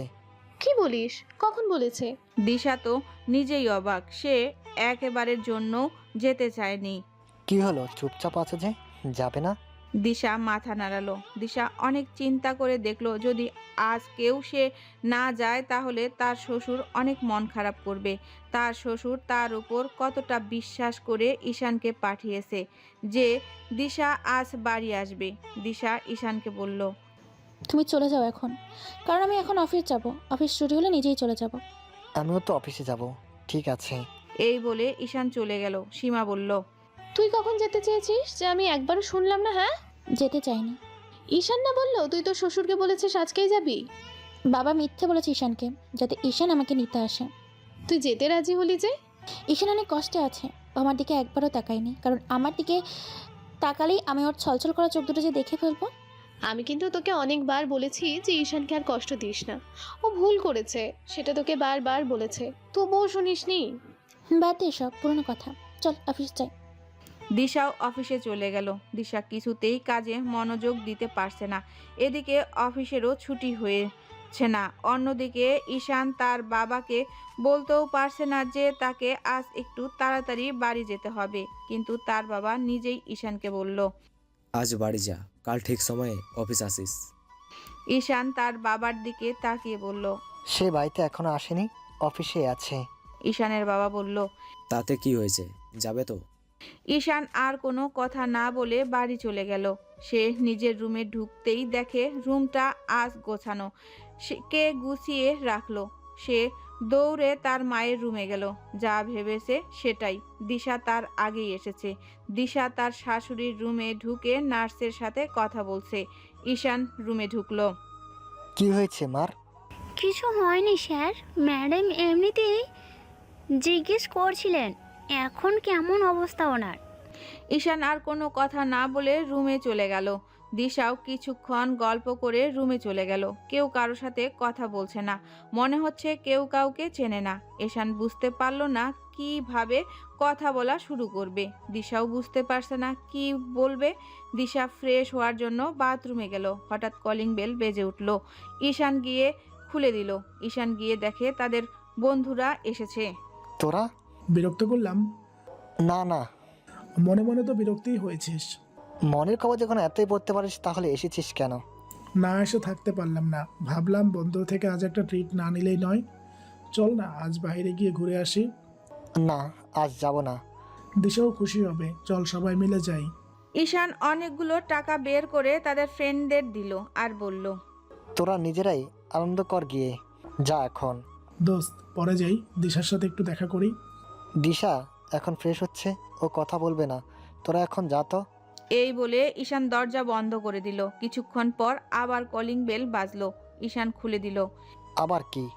দোস্ত 2টা নোট শর্ট পড়েছে, আর 2টা নোট দে, তাহলে মনের মতো একটা পার্টি দিতে পারবো। ঈশান রাগ না করে দিয়ে দিল। ঈশান রুমে চলে গেল। দিশা গোসল করে বের হয়েছে। দিশা চুল আঁচড়াচ্ছে। ঈশান দাঁড়িয়ে থেকে দেখতে লাগলো। দিশার কেমন জানি লজ্জা লাগতে লাগলো আর বলতে ইচ্ছা করলো, জীবনে কি চুল ঝাড়া দেখোনি? এবার তাকে আছো কেন? কিন্তু দিশার সংকোচ হতে লাগলো। সে কিছুই বলল না। ঈশান আর চুপ করে না থেকে বলল, তোমার না অফিস 5টায় ছুটি হয়, আজ এত তাড়াতাড়ি ছুটি হয়েছে? দিশা ঈশানের দিকে তাকালো আর বলল, তোমার অফিস কি প্রতিদিন এই দুপুরে ছুটি হয়? আজ আমি একটু তাড়াতাড়ি এলাম। আমিও তাড়াতাড়ি আসলাম। কেন? তুমি কেন তাড়াতাড়ি এসেছো? ঈশান কোনো উত্তর দিল না। হঠাৎ আবার কলিং বেল বেজে উঠল। আবার এলো? আমি খুলে দিচ্ছি। থাক, লাগবে না, আমি দিচ্ছি। ঈশান গিয়ে দেখে তার বাবা এসেছে। বাবা তুমি এত তাড়াতাড়ি? দিশা এসেছে? হ্যাঁ। কই? এই বলে ঈশানের বাবা দিশার কাছে গেল। খুব ভালো লাগছে তোমাকে দেখে, বাড়িটা মনে হচ্ছে ভরে গেছে। বাবা কিছু খাবার করে দেব? এসেই রান্না করবে? আজ বাইরের খাবার খাবো। ঈশান বাইরে থেকে কিছু কিনে আনতো। আমি আবার কখন যাব? অন্য কাউকে বলো। বাইরের লোকের হাতে খাবার আনতে দেব না আমি, তুই যাবি আনতে, তাড়াতাড়ি আন। তার আর কি দরকার, তার চেয়ে আমরা সবাই মিলে খেয়ে আসি। বুদ্ধিটা কিন্তু খারাপ না, যাও তোমরা দুজন রেডি হয়ে নাও। আপনি যাবেন না? আমি আবার কেন যাব, তোমরাই যাও। তাহলে আমিও যাব না। তোমার শাশুড়িকে রেখে একা যাওয়া ঠিক হবে না, তুমি আর ঈশান গেলেই হবে। দিশা রেডি হলো, কিন্তু ঈশান হঠাৎ করে দিশাকে জড়িয়ে ধরলো। দিশা কোনো কথা বলল না। ঈশান দিশার কপালে একটা কিস করলো। কি হলো? তুমি আমাকে ছাড়া এতদিন কি করেছিলে? দিশা কোনো উত্তর দিল না। আমি এতদিন ভাবতেও পারিনি এভাবে আলাদা থাকবো। আর যদি কোনোদিন এভাবে আমাকে ছেড়ে চলে যাও, না হলে আমি নিজেকে শেষ করে দিব। কি বলছো এসব? আর যাবো না কোথায়? তুমি কি শুধু তোমার কষ্টই হয়েছে, আমার হয়নি? আমিও যে কি করে দিনগুলো কাটিয়েছি তা শুধুমাত্র উপরওয়ালাই জানে। আজ থেকে আমাদের সংসার নতুনভাবে শুরু করব, যেখানে কোনো প্রতিদ্বন্দ্বী থাকবে না, কোনো রাগ অভিমান থাকবে না, আর কোনো ঝগড়া না পাগলি, ভালোবাসা থাকবে। ঝগড়া তো থাকবেই, ঝগড়া না করলে ভালোবাসা হবে কি করে? তাই চলো আর একটু ঝগড়া করি, তারপর না হয় ভালোবাসবো। না, এখন ঝগড়া করার কোনো মুড নেই, বাইরে থেকে এসে তারপর। ঈশান আর দিশা গেল বাহিরে বেড়াতে। সমাপ্ত। ভালো থাকবেন, সুস্থ থাকবেন, আল্লাহ হাফেজ।